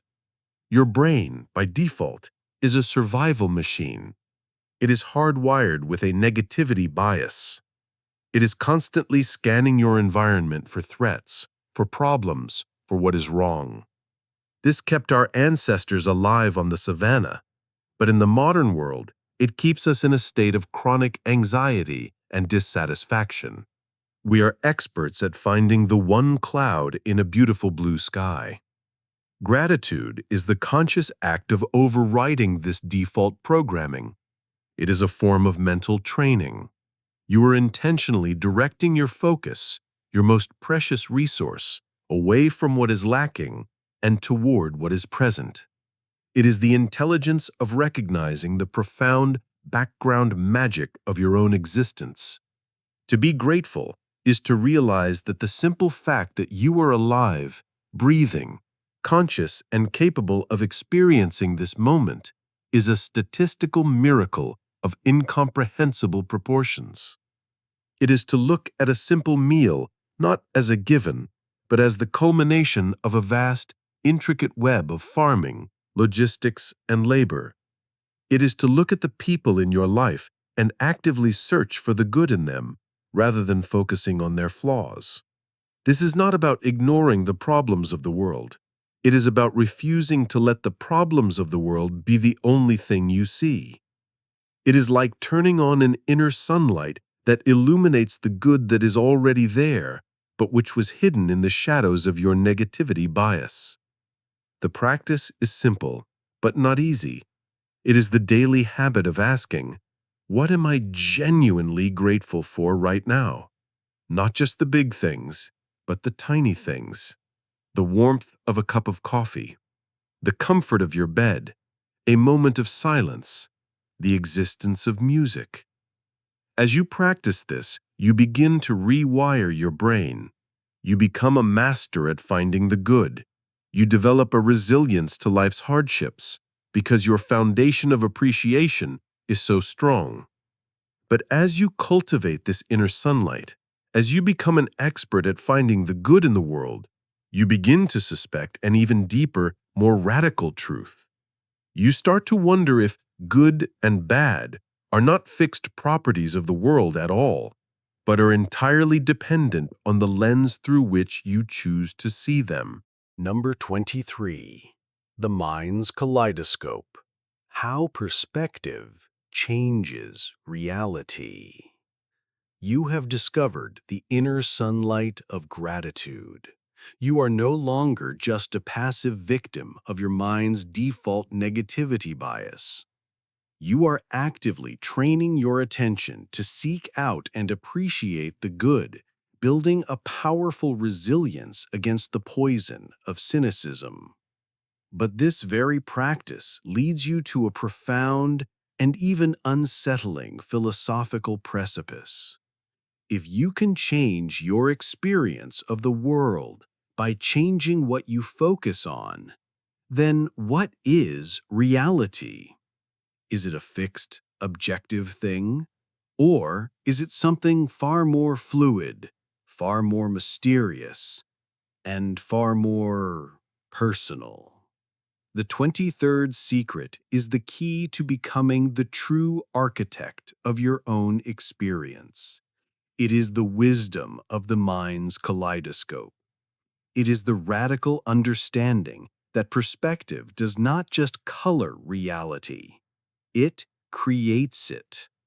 We believe we see the world as it is, but we don't. We see the world as we are. We experience everything through a complex and unique set of filters: our beliefs, our past experiences, our mood, our values. There is no objective experience of an event. There is only your subjective perspective of it. An event like losing a job can be perceived as a devastating failure, a crushing end to a chapter of your life. Or, through a different lens, it can be perceived as a liberating opportunity, a forced chance to reevaluate your path and pursue a dream you had long forgotten. The event is the same. The perspective is what defines it as either a tragedy or an adventure. This is the mind's kaleidoscope. Every time you consciously choose your perspective, you are turning the kaleidoscope. The same basic pieces of reality, the facts of the situation, rearrange themselves into a completely new and often more beautiful pattern. Your life is not what happens to you. It is what you make of what happens to you. This is the ultimate source of human power and freedom. While you cannot always control the events in your life, you can always control the perspective you choose to adopt in response to them. Are you looking at this challenge through the lens of fear or through the lens of opportunity? Are you viewing this person through the lens of their flaws or through the lens of their humanity? This is not about lying to yourself or engaging in blind optimism. It is about strategically and intentionally choosing the most empowering and useful lens available in any given situation. It is about asking yourself, which perspective will serve me and my purpose best right now? You are the artist, and your perspective is the brush. You can choose to paint your life with the dark, heavy colors of victimhood and despair, or with the bright, vibrant colors of resilience and growth. The canvas of reality is neutral. The masterpiece or the mess is up to you. But as you master this art of perspective shifting, you are forced to apply it to one of the most fundamental and often painful of all human experiences. You must learn to turn the kaleidoscope on the state of being alone, and in doing so, discover the crucial difference between a prison and a sanctuary. Number 24. The Island and the Hermitage. Loneliness versus solitude. You hold the mind's kaleidoscope. You now understand that you are the artist of your own reality, that the lens of your perspective creates the world you experience. You have the power to reframe any event, any challenge. But now you must turn this powerful tool upon one of the most deeply feared states of the human condition, the state of being alone.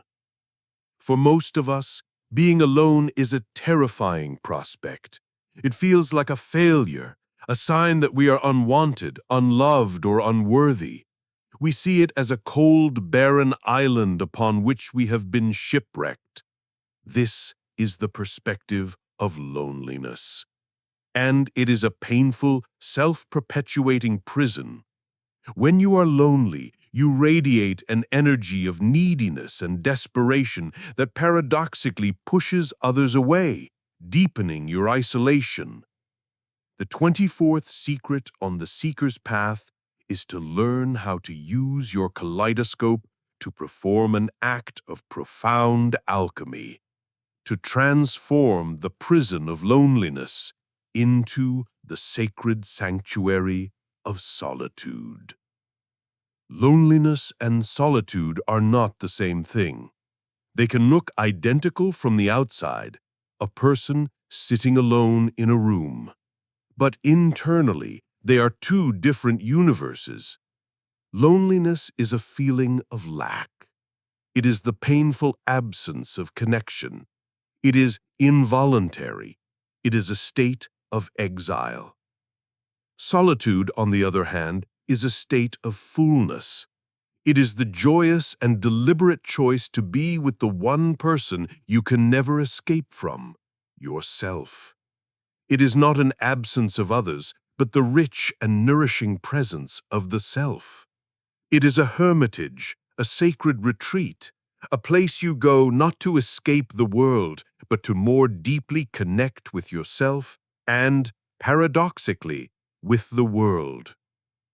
In loneliness, you are waiting for someone else to come and save you from your own company. In solitude, you are actively enjoying your own company. It is in solitude that you can finally hear your own thoughts without the distorting noise of other people's opinions. It is in solitude that you can connect with your North Star, your deepest values, your creativity. It is the soil in which the seeds of self-knowledge grow.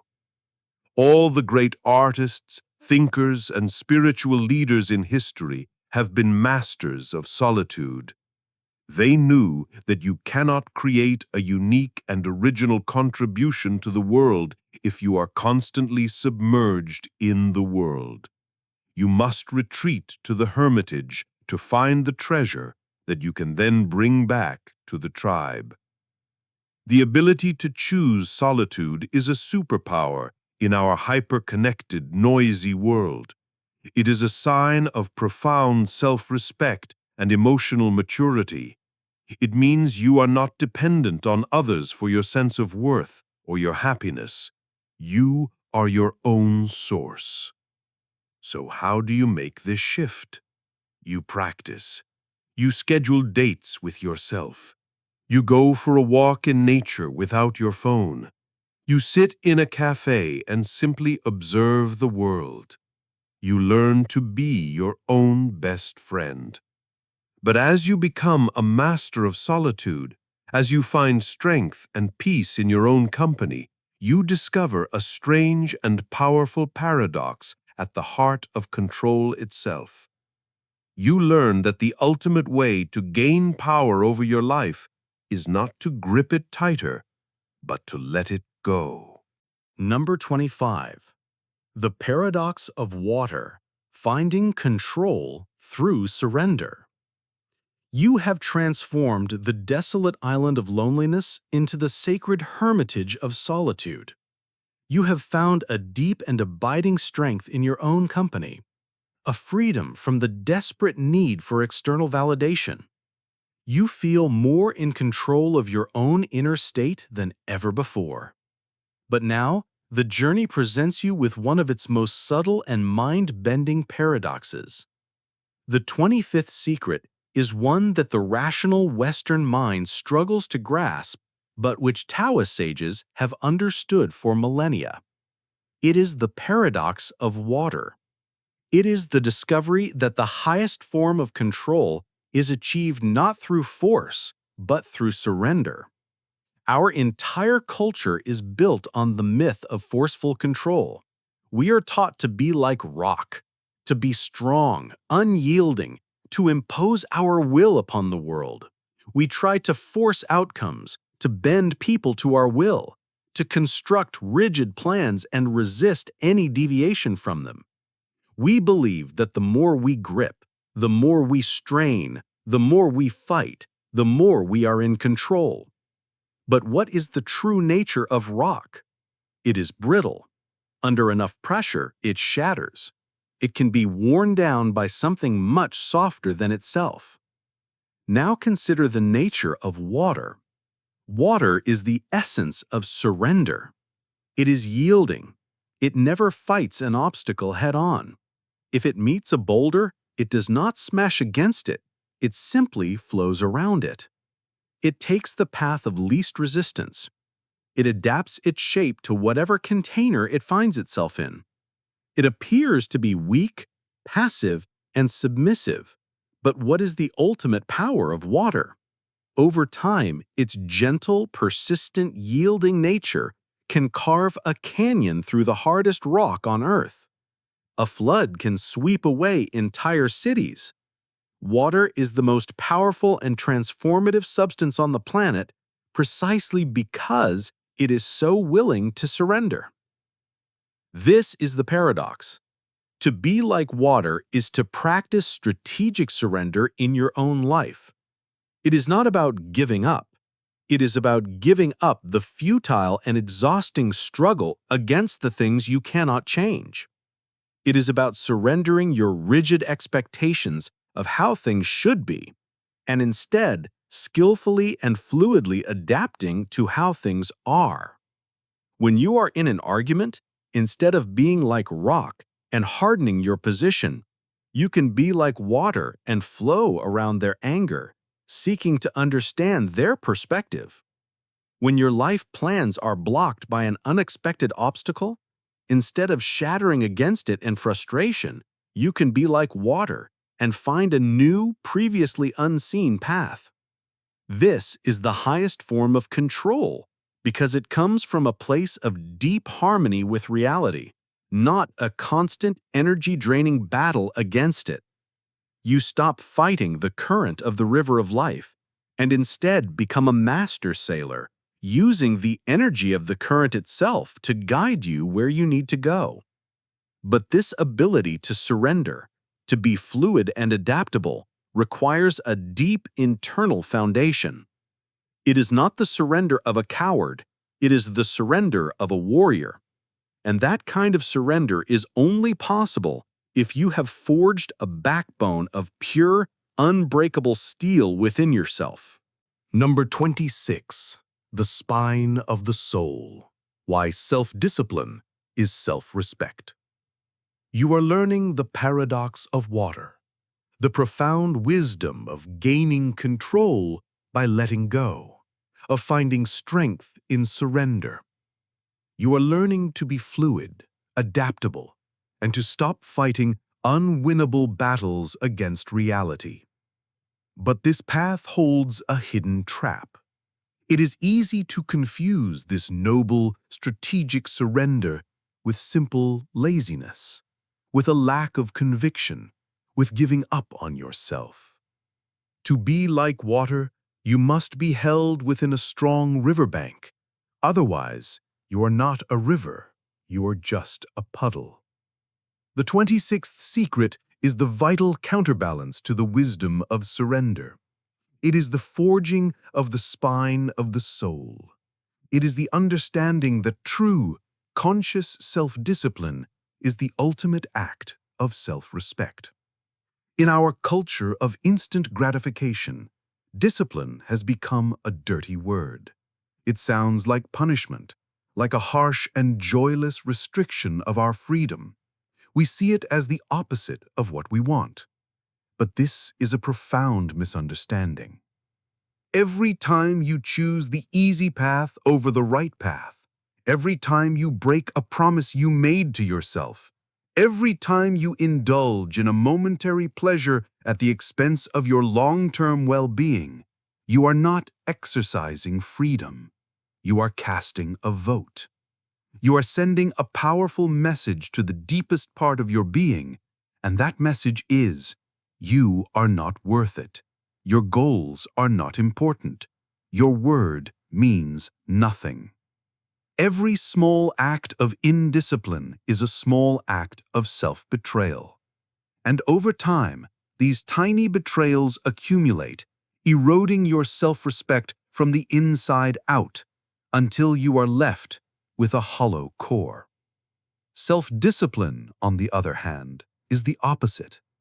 It is the act of making a promise to your future self and then honoring that promise. When you choose to get up early to work on your craft, even when your bed is warm and comfortable, you are casting a vote that says, I respect my potential. When you choose to eat the healthy meal instead of the junk food, you are casting a vote that says, I respect my body. When you choose to finish the difficult task you started, you are casting a vote that says, I respect my own word. Each act of discipline, no matter how small, is a deposit into your bank account of self-respect. It forges an inner strength, a spine for your soul, that gives you the profound and unshakable knowledge that you can rely on yourself. You become your own most trusted ally. This is the source of true confidence. It is not the loud, brittle confidence of the ego, but the quiet, deep, powerful confidence of a person who knows, without a shadow of a doubt, that they will show up for themselves when it matters most. It is this inner spine that allows you to be fluid and adaptable like water. Because your core is so strong and so stable, you can afford to be flexible on the surface. You can surrender to the flow of life without any fear of losing yourself, because you know that your self-respect is an unbreakable anchor. But as you build this powerful core of integrity, you are forced to confront one of the most challenging aspects of the human mind, the nature of belief itself. And you will discover that the greatest enemy of true belief is not doubt, but its complete and utter absence. Number 27. The Shadow of Truth. The Role of Doubt in True Belief.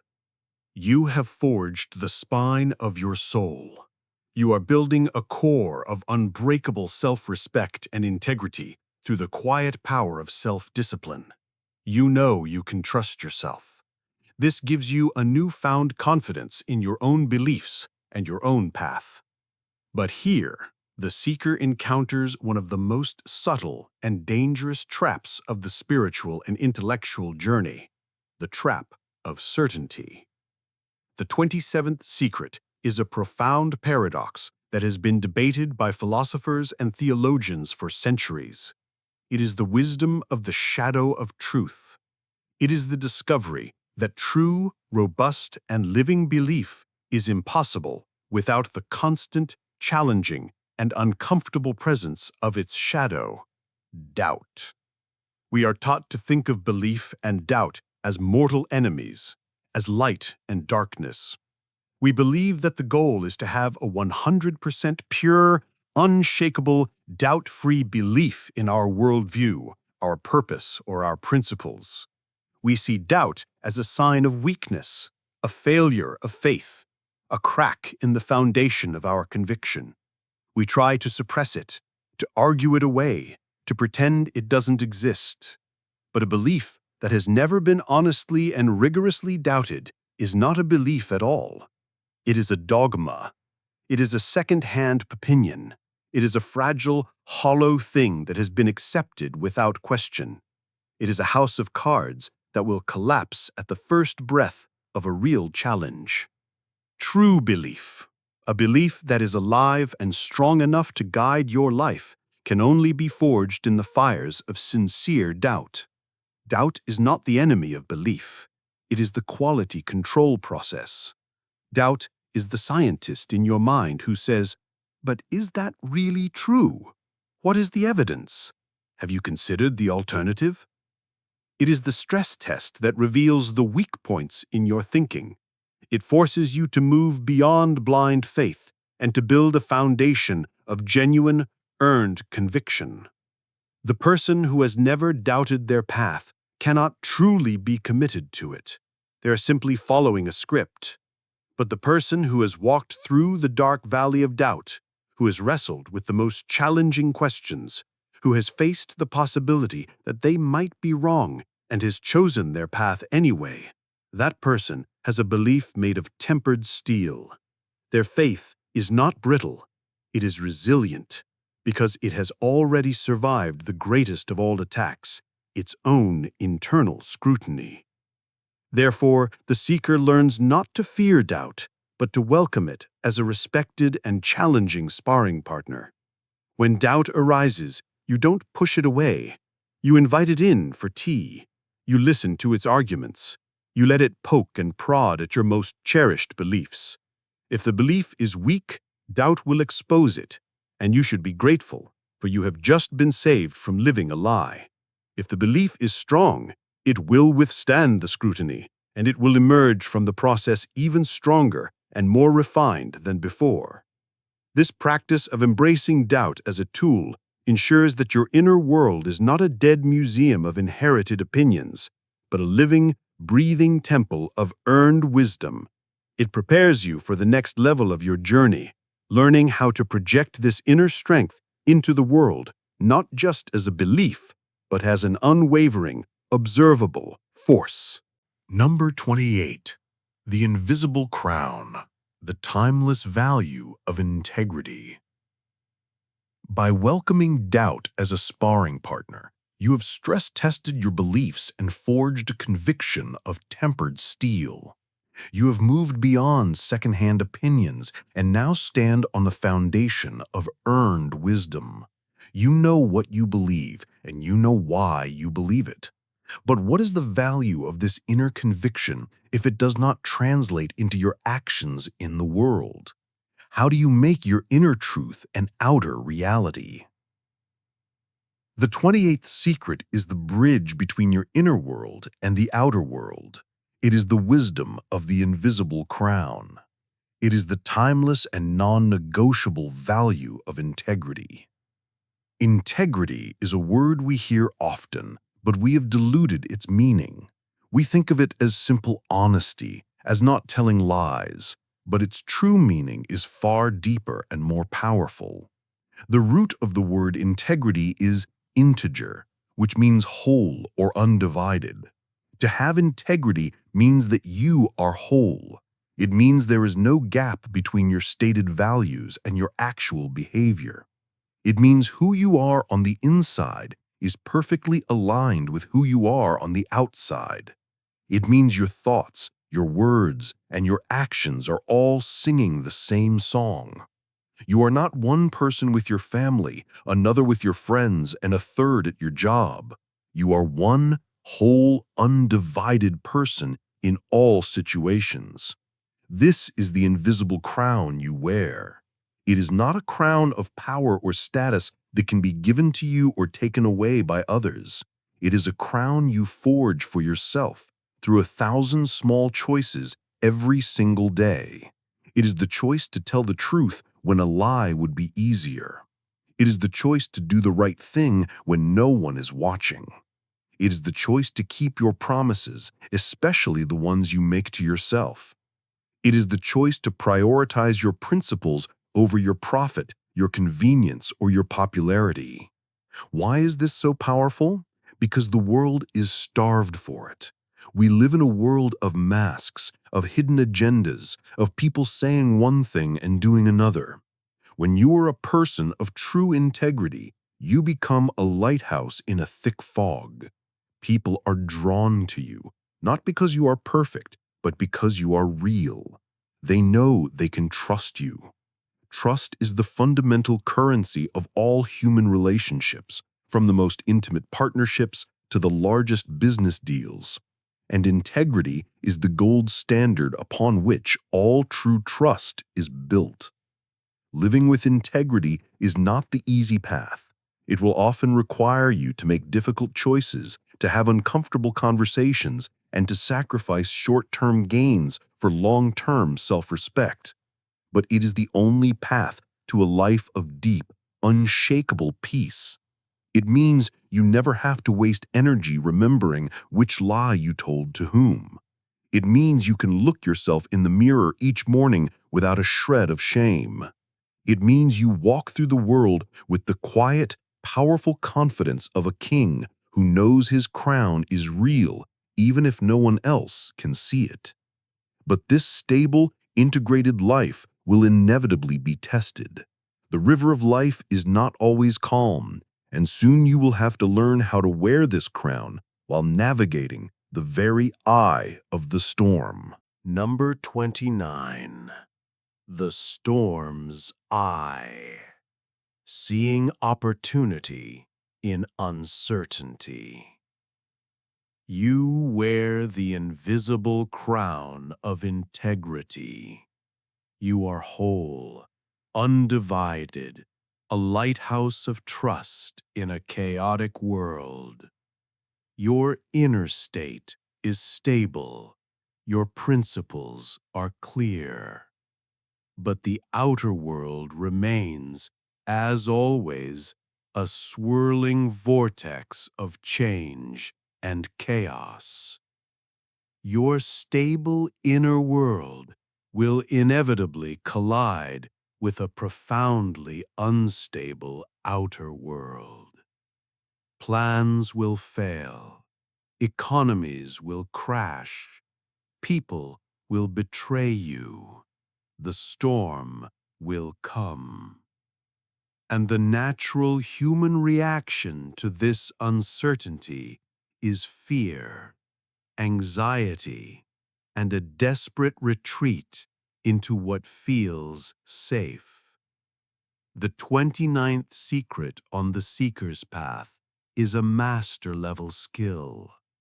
It is the ability to stand in the very center of a hurricane and find peace. It is the wisdom of the storm's eye. It is the art of seeing opportunity in the heart of uncertainty. Every storm has two parts: the violent, destructive outer bands, and the strange, calm, quiet center known as the eye.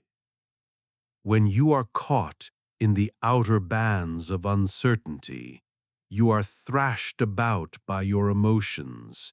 Fear, panic, and worry consume all your energy. You are in a reactive, defensive crouch, simply trying to survive the onslaught. All you can see is the danger, the loss, the potential for pain. The seeker, however, through intense practice, learns how to find the path to the eye of the storm. The eye of the storm is a state of mind. It is a place of profound inner stillness and clarity that exists right in the middle of the external chaos.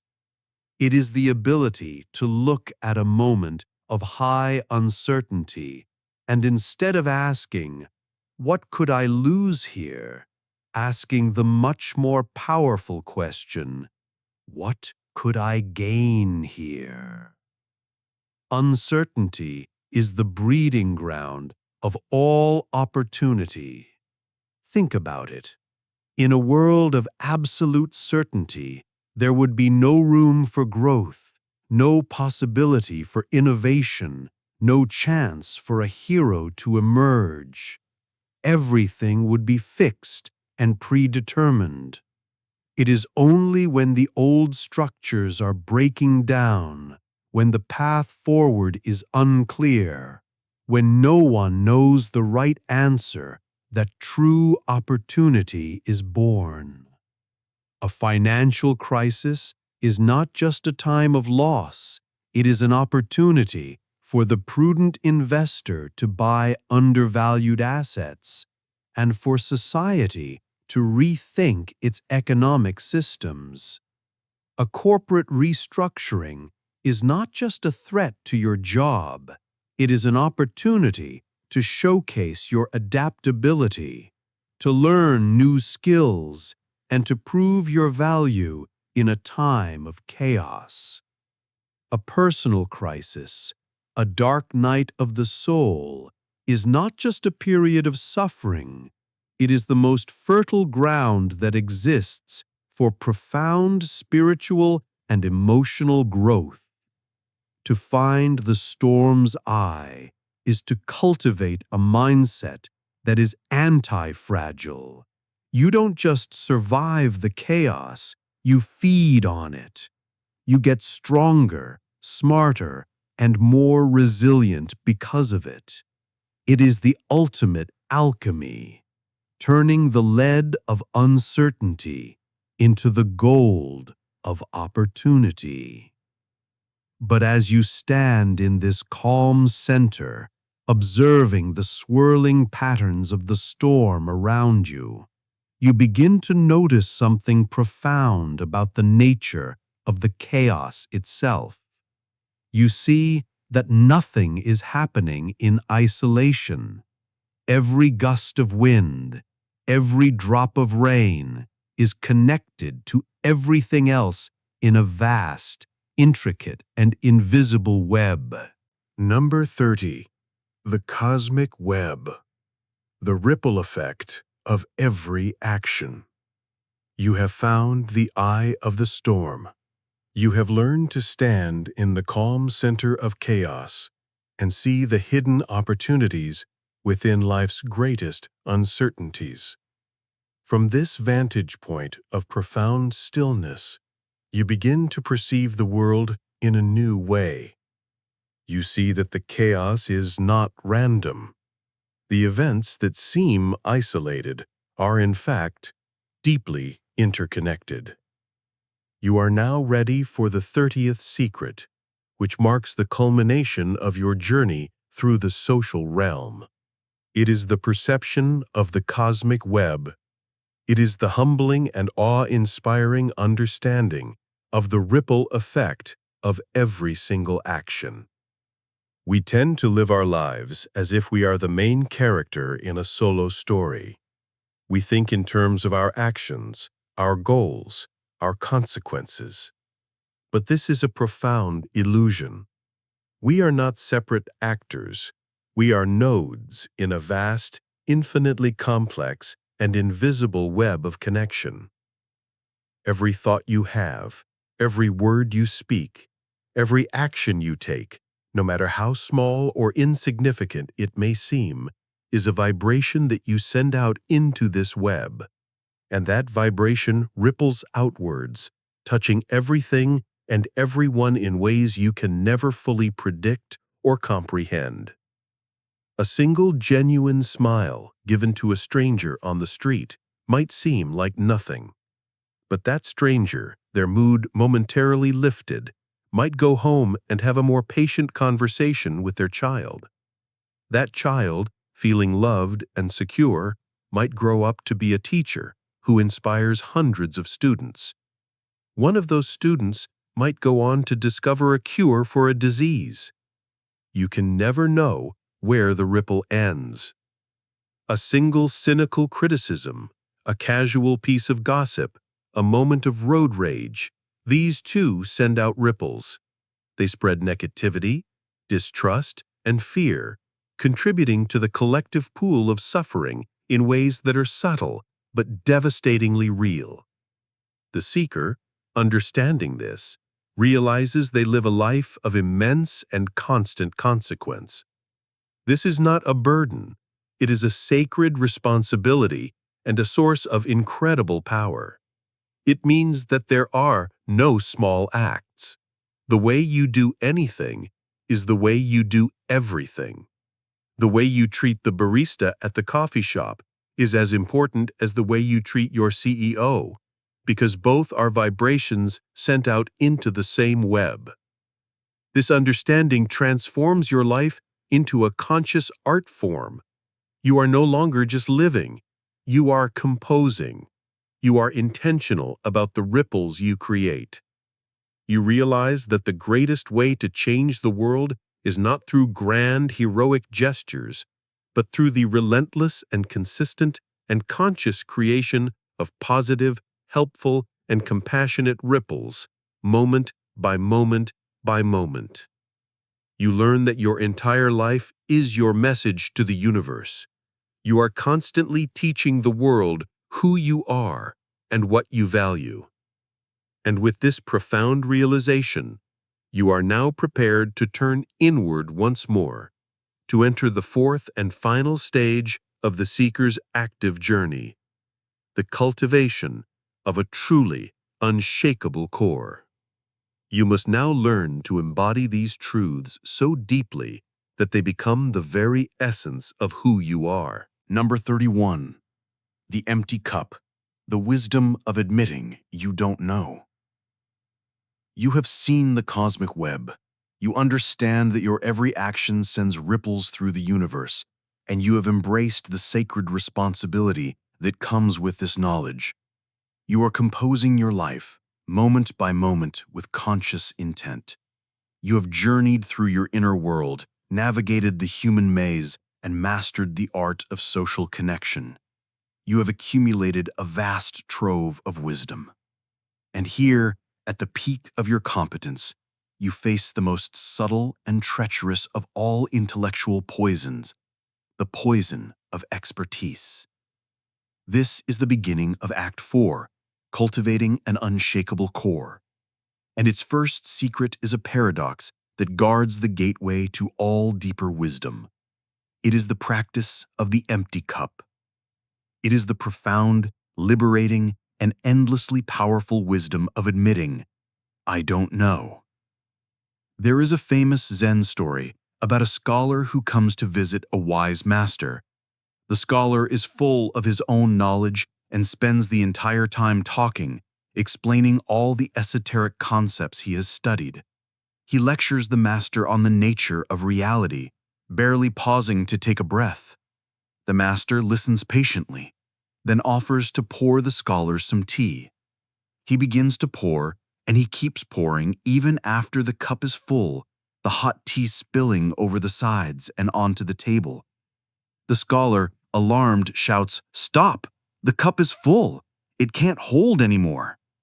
The master calmly replies, "Like this cup, you are full of your own opinions and speculations. How can I show you Zen unless you first empty your cup?" This story reveals a fundamental truth about the nature of learning. The moment you believe you are an expert, the moment you believe you have it all figured out, is the precise moment you stop learning. Your cup is full. Your mind, once an open and curious vessel, becomes a sealed container, impervious to any new insight. It is the ego's ultimate trap. The ego loves the feeling of being right, of being the expert. It provides a sense of security and superiority, but it is the death of growth. The seeker, no matter how much they have learned, commits to the lifelong practice of being a beginner. They cultivate what is known in Zen as Shoshin, or beginner's mind. Beginner's mind is a state of radical openness. It is the ability to look at a familiar subject as if you are seeing it for the very first time. It is the willingness to question your most fundamental assumptions. It is the humility to listen to a novice with the same respect you would give a master, because you know that a fresh perspective can sometimes see what the expert's trained eye has learned to overlook. To practice this is to consciously and regularly empty your own cup. It is to actively seek out ideas that challenge your worldview. It is to say, I could be wrong about this, and to genuinely mean it. It is to approach every conversation and every experience with the underlying assumption that there is something important to learn. This practice does not make you ignorant, it makes you intelligent. It makes you adaptable. It keeps you from becoming a rigid intellectual fossil. The person who believes they know everything is trapped in the past. The person who embraces the wisdom of I don't know is eternally open to the future. This posture of humility is the prerequisite for all that follows. It is the act of tilling the soil of your soul, preparing it for the deeper, more profound seeds of wisdom to come. And the next seed is one that will challenge your most basic instinct for permanence. You must now learn to find not just acceptance, but breathtaking beauty in the fact that everything you love will disappear. Number 32. The River of Life. The Beauty of Impermanence. You have emptied your cup. You have embraced the profound wisdom of I don't know, creating a space of humble openness for deeper truths to take root.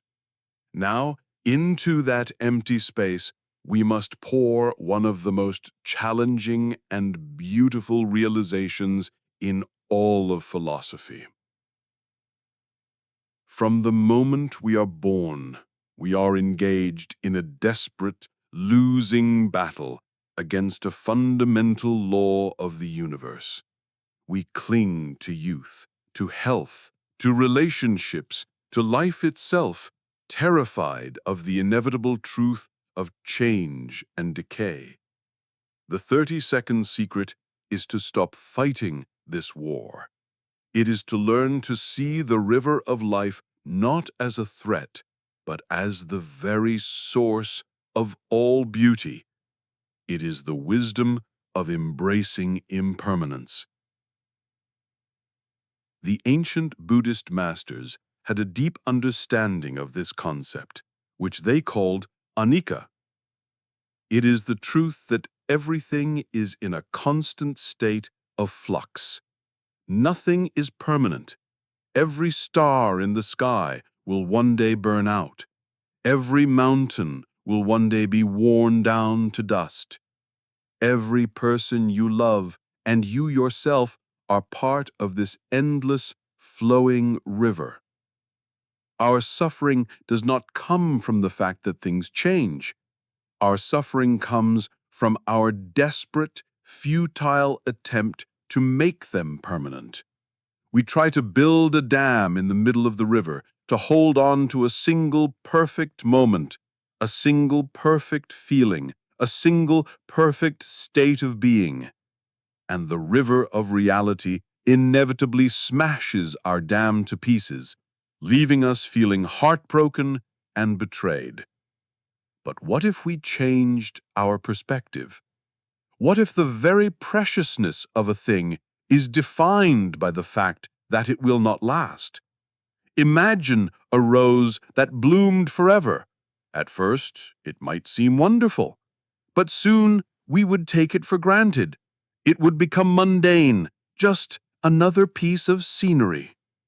It is the knowledge that the rose will wither and die that makes its fleeting, vibrant beauty so breathtaking, so poignant, so worthy of our full and loving attention. It is the impermanence that gives it its value. To embrace this wisdom is to live your life with a new kind of urgency and appreciation. You hug your loved ones a little tighter, knowing that your time with them is a finite and precious gift. You savor the taste of a delicious meal, knowing that the pleasure is temporary. You watch a sunset with a sense of profound awe, knowing that this particular display of light and color will never happen in exactly the same way again. It infuses every moment with a sacred quality. It teaches you to stop living in the past, which is gone, or in the future, which is not yet here, and to place your full being in the only place where life actually exists, this present moment. This is not a morbid or depressing philosophy. It is the opposite. It is a call to awaken. It is a call to truly live, to love, and to appreciate the astonishing, fleeting beauty of the cosmic dance. It is the understanding that you are not a permanent fixture, but a temporary wave on the surface of the great ocean. But to be this kind of wave, to dance with this impermanence without being swept away by it, requires a special kind of strength.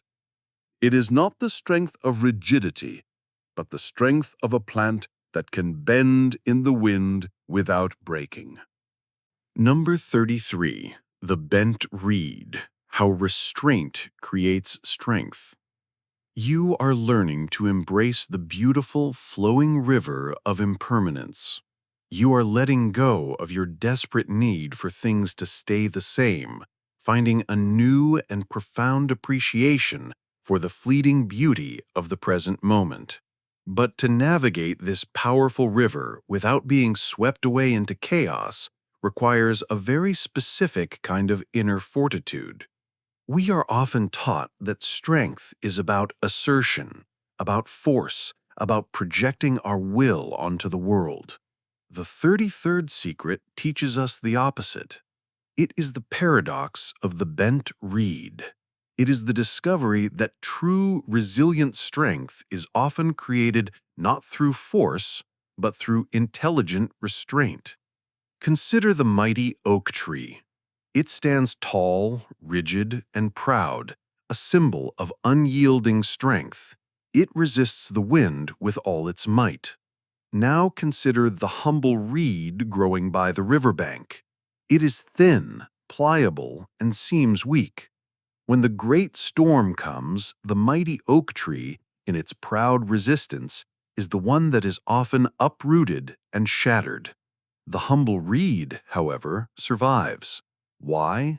Because it does not resist the wind. It bows, it yields, it practices restraint. It allows the force of the storm to flow over and around it, and when the storm has passed, it simply stands up again, unharmed. This is a profound metaphor for inner strength. The person who is constantly asserting their ego, who must win every argument, who cannot control their impulses, who reacts to every provocation. This person appears strong, but they are like the rigid oak.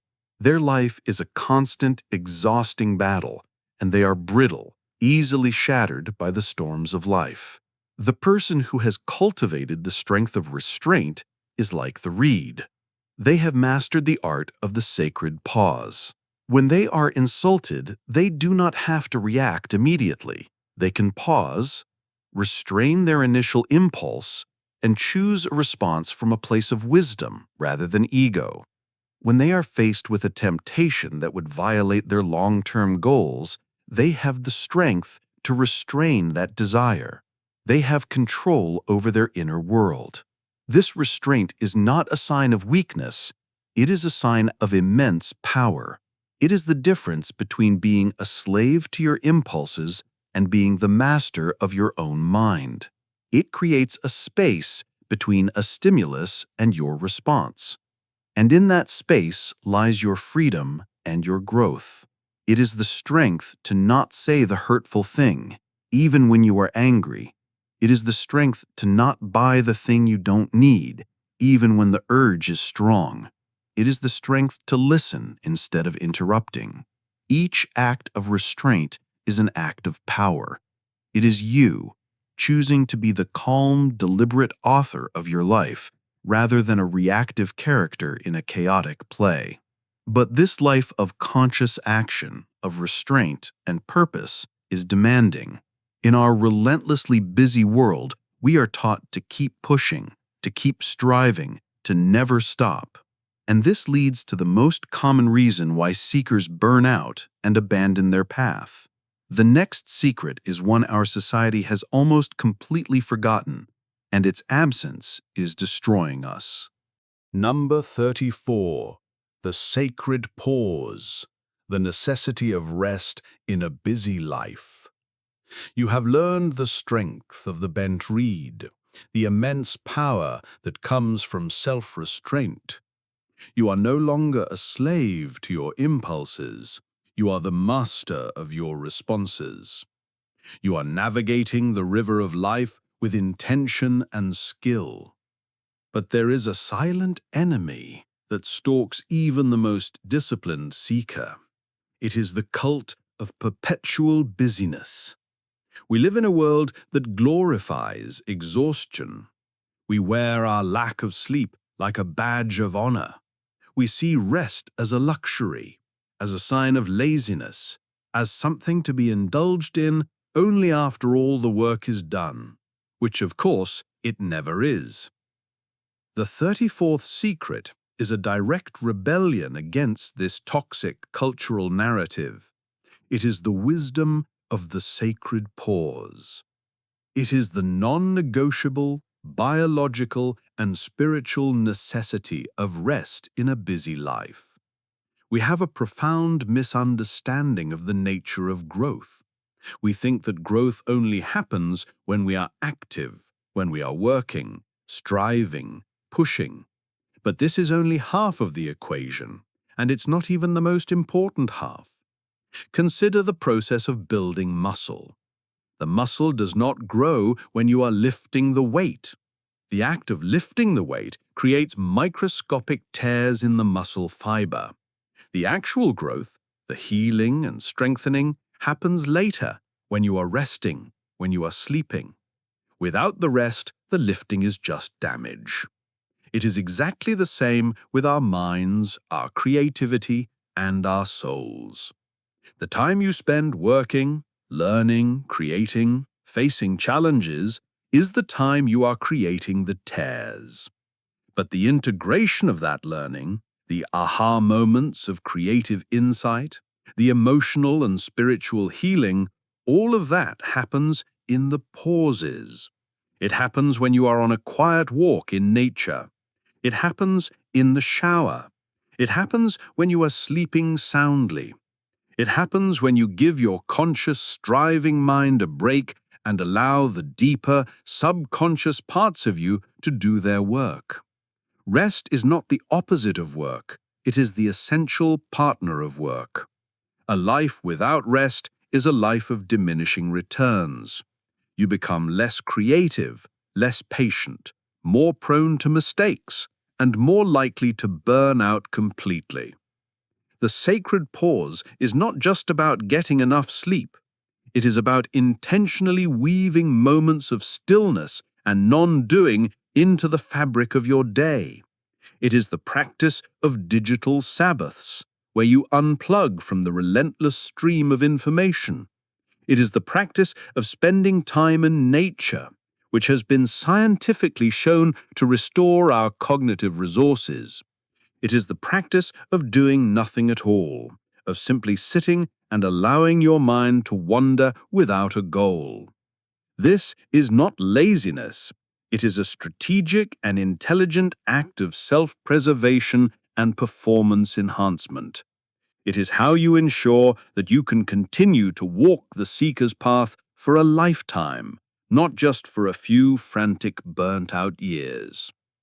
But as you learn to embrace these moments of quiet pause, you will become acutely aware of a ghost that haunts our modern world, a subtle but profound source of suffering that we are constantly running from.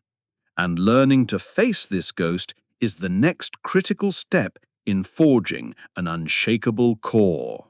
Number 35. The ghost in the room. The cost of ignoring the present. You have embraced the wisdom of the sacred pause. You are learning to strategically step back from the cult of busyness, creating space for rest, recovery, and deep integration. You are building a sustainable path. But as you create these moments of stillness, as you stop the frantic running, you become aware of a deeply unsettling presence. It is a feeling you have been running from your whole life, the very thing your busyness was designed to help you avoid. It is the 35th secret, and it is the confrontation with the ghost in the room. The ghost is the present moment. We are a civilization of time travelers. We spend almost all of our waking hours living either in the past or in the future. Our minds are constantly replaying old conversations, reliving past glories or past hurts, or they are anxiously rehearsing future scenarios, worrying about what might happen, planning our next move. We are almost never here, in the only place where life actually exists, right now. The past is a memory, the future is a fantasy. Both are illusions. The present moment is the only reality you will ever have. And for most of us, it is terrifying. Why? Because the present moment is where everything is. It's where our ungrieved sorrows live. It's where our deep-seated anxieties reside. It's where the raw, unfiltered truth of our lives can be found. And so, we distract ourselves. We fill every second with work, with social media, with entertainment, with noise, anything to avoid having to sit quietly with ourselves in the raw reality of the now. Ignoring the present moment comes at a staggering cost.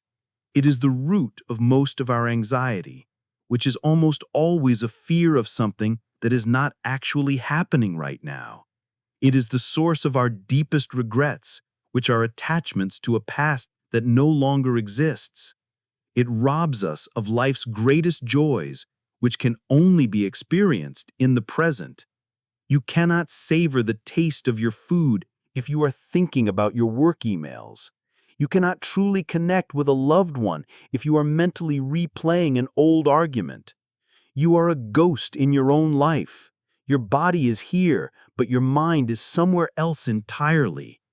The practice of facing this ghost is the practice of mindfulness. It is the simple but incredibly difficult act of bringing your full attention back to the present moment over and over again. It is feeling the sensation of your breath in your lungs. It is noticing the feeling of your feet on the floor. It is listening to the sounds in the room without judgment.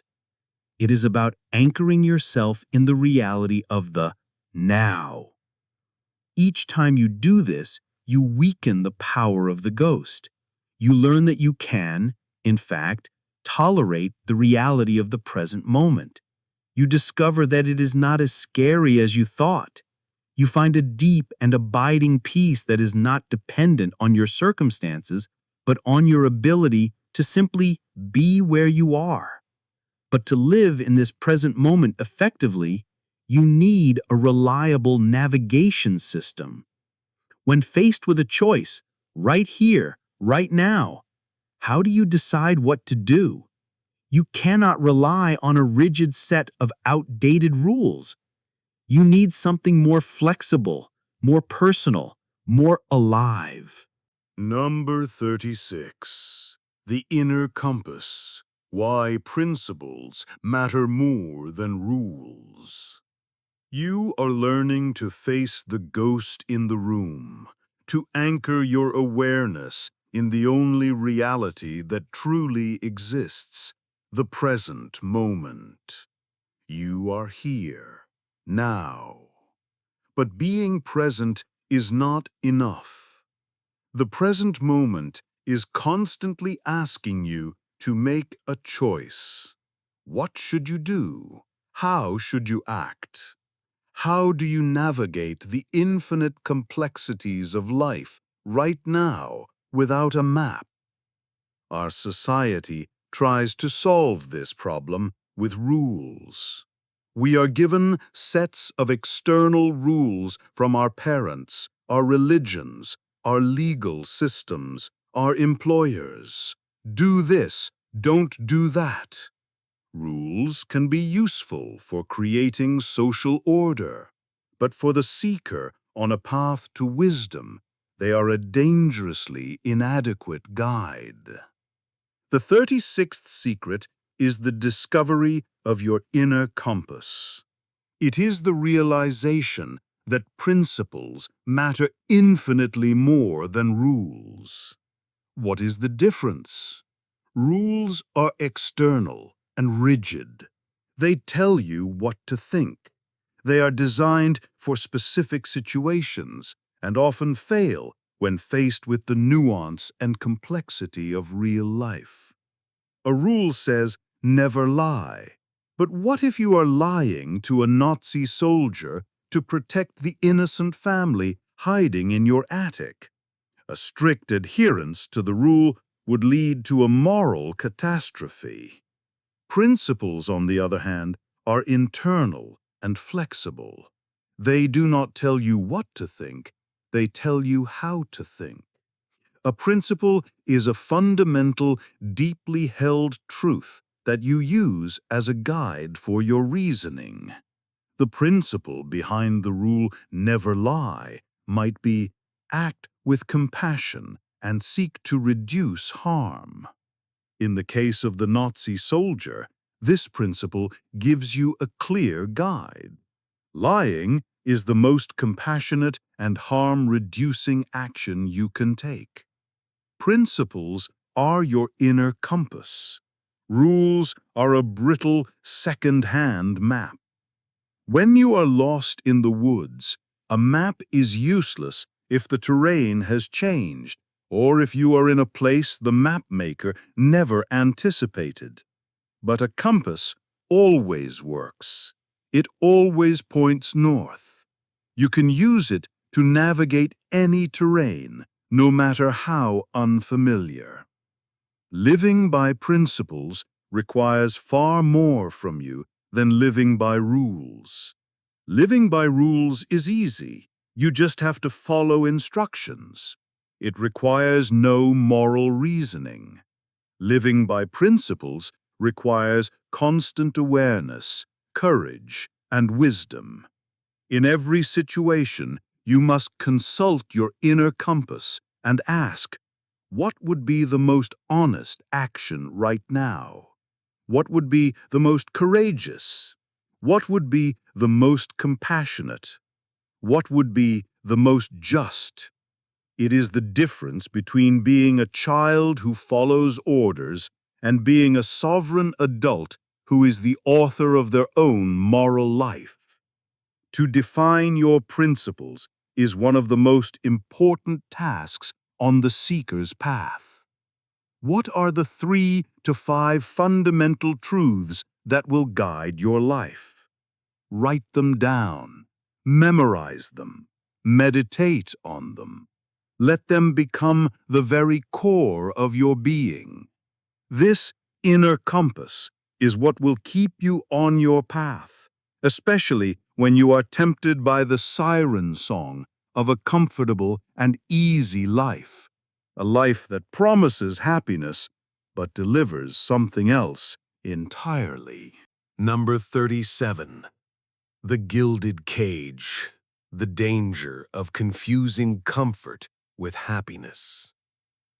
You have your inner compass. You are guided not by rigid external rules, but by deep, internal principles. This compass gives you the strength to navigate the complexities of the present moment with integrity and wisdom. But now your compass will be put to its most seductive test. Our entire modern culture is geared toward a single overarching goal: the pursuit of comfort. We want comfortable homes, comfortable cars, comfortable jobs, comfortable relationships. We have come to believe that the pinnacle of a good life is a life free from all discomfort, all friction, all challenge. The 37th secret is a crucial warning for anyone on a path of growth.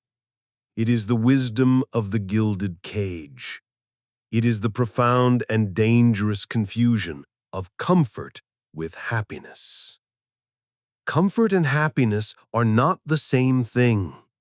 In fact, they are often enemies. Comfort is about the absence of negative feelings. It is about avoiding risk, challenge, and pain.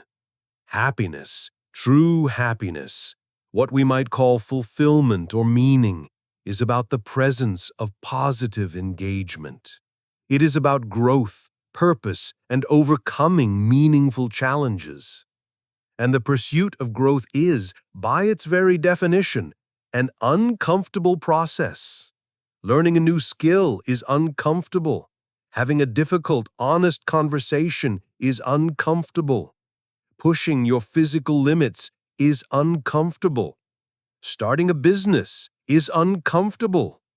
Every single thing that leads to a deep and lasting sense of fulfillment and pride requires you to willingly step outside your comfort zone. The gilded cage is a life where all your material needs are met, where there is no risk, no challenge, and no struggle. It looks beautiful from the outside. It is safe, secure, and predictable, but it is a prison for the human soul. The soul does not crave comfort. It craves growth. It craves adventure. It craves meaning. A life dedicated solely to the pursuit of comfort will lead to a state of profound boredom, apathy, and a quiet, gnawing sense of meaninglessness. You become a well-fed house pet in a beautiful cage, your wild spirit slowly withering away from lack of use. The seeker learns to use their inner compass to navigate away from the false promise of the gilded cage. They learn to see discomfort not as something to be avoided at all costs, but as a signpost. They learn that the feeling of being nervous, uncertain, or challenged is often a signal that they are moving in the right direction, the direction of growth. They voluntarily choose meaningful discomfort. They have the hard conversations. They take the calculated risks. They push themselves to learn and to grow. They understand that a ship in a harbor is safe, but that is not what ships are built for. They are built to navigate the vast, challenging, and magnificent ocean. But how does this translate into a real legacy? You don't have to be a famous explorer to live a life of meaning.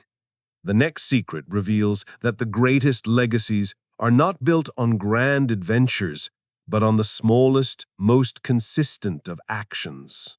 Number 38. The Mason's Hand. How Small Acts Shape Great Legacies. You have seen through the illusion of the gilded cage. You understand that a life of meaning is not found in the pursuit of comfort, but in the voluntary embrace of meaningful challenges. You have committed to sailing the great ocean, not rotting in the safe harbor. But this brings up a daunting question. How do I build something that lasts? How do I create a meaningful legacy? We tend to think of legacies as the result of grand, heroic public achievements, writing a great novel, building a massive company, leading a political movement. We look at the finished cathedral and we are awestruck. feeling that such a monumental achievement is utterly beyond our reach. The 38th secret on the seeker's path is the wisdom of the Mason's hand. It is the profound and encouraging truth that great legacies are not built by superheroes. They are built by ordinary people performing small, consistent, and often unseen acts of excellence, day after day, year after year. When you look at a magnificent stone cathedral, you are not seeing one single act of genius. You are seeing the accumulated result of millions of individual acts. You are seeing a mason, hundreds of years ago, on a cold Tuesday morning, tapping a single stone with his chisel. His focus was not on the finished cathedral. His focus was on getting that one stone, that one small piece of the puzzle, perfectly right.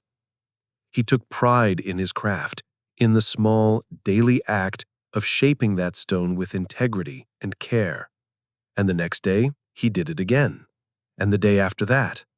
And he, along with hundreds of other masons, did this for decades. The grand legacy of the cathedral was simply a byproduct of a shared commitment to daily, small-scale excellence. This is how you build your own legacy. Your legacy is not some grand future project. Your legacy is being built right now, in this very moment. It is built in the way you respond to an email with care and professionalism. It is built in the way you listen fully and patiently to your child's story, even when you are tired. It is built in the way you take the extra 10 minutes to make your work product not just acceptable, but excellent. It is built in every small promise you keep, every time you choose integrity over convenience, every time you add a small drop of excellence, compassion, or beauty to the world. You are the mason. Your life is the cathedral, and every single day you are given a new set of stones. The quality of your legacy will be determined by the quality of the attention and care you bring to shaping each individual, seemingly insignificant stone. This is an incredibly empowering realization. It means you don't have to wait to start building your legacy. You can start right now in the next small task you perform. It reframes your entire life as a work of art where every small brushstroke matters. But what if the stones you have been given are damaged? What if your past is littered with mistakes and hurts that feel like they have marred the foundation of your cathedral forever? To complete your core, you must learn the ultimate art of the mason, how to repair broken stone. Number 39. The Unlocked Chain. The Freedom in Forgiving. You have embraced the wisdom of the Mason's hand. You understand that your legacy is not a future event, but the present moment quality of your actions. You are shaping your cathedral stone by stone, day by day. But as you survey your work, your eyes are drawn to the foundation, and you see stones that are cracked, broken, and stained. These are the deep hurts from your past, the betrayals, the injustices, the profound wounds inflicted by others, and perhaps even more painfully, inflicted by yourself.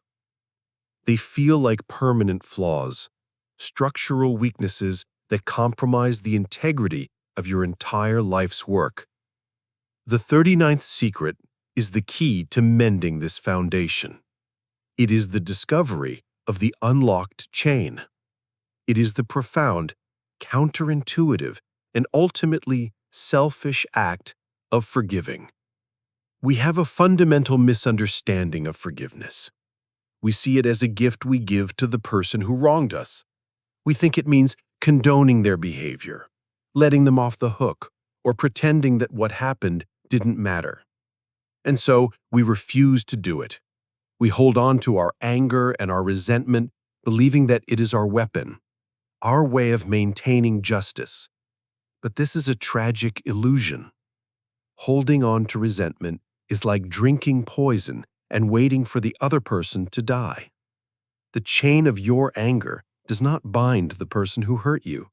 It binds you. It keeps you tethered to a moment of pain in the past, forcing you to relive it over and over again.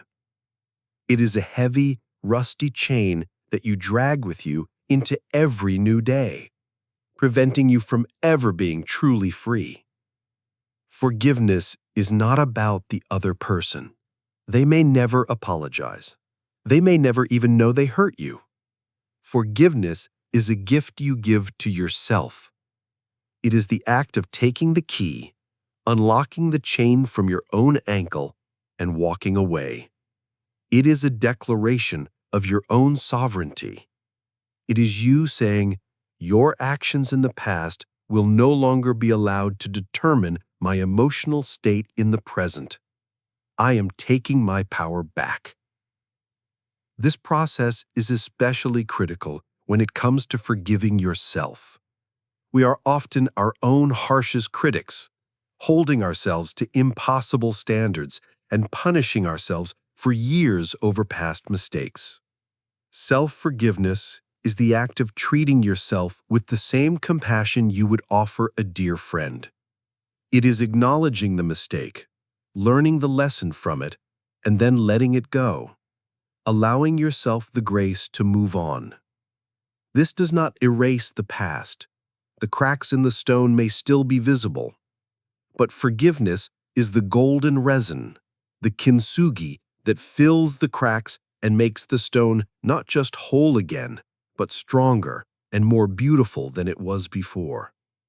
It integrates your wounds into your story, transforming them from sources of shame into sources of wisdom and compassion. And with this final act of inner mending, you begin to see a truth that connects your own personal healing to the healing of the entire world. You see that no stone, no person, no act is ever truly separate from anything else. Number 40.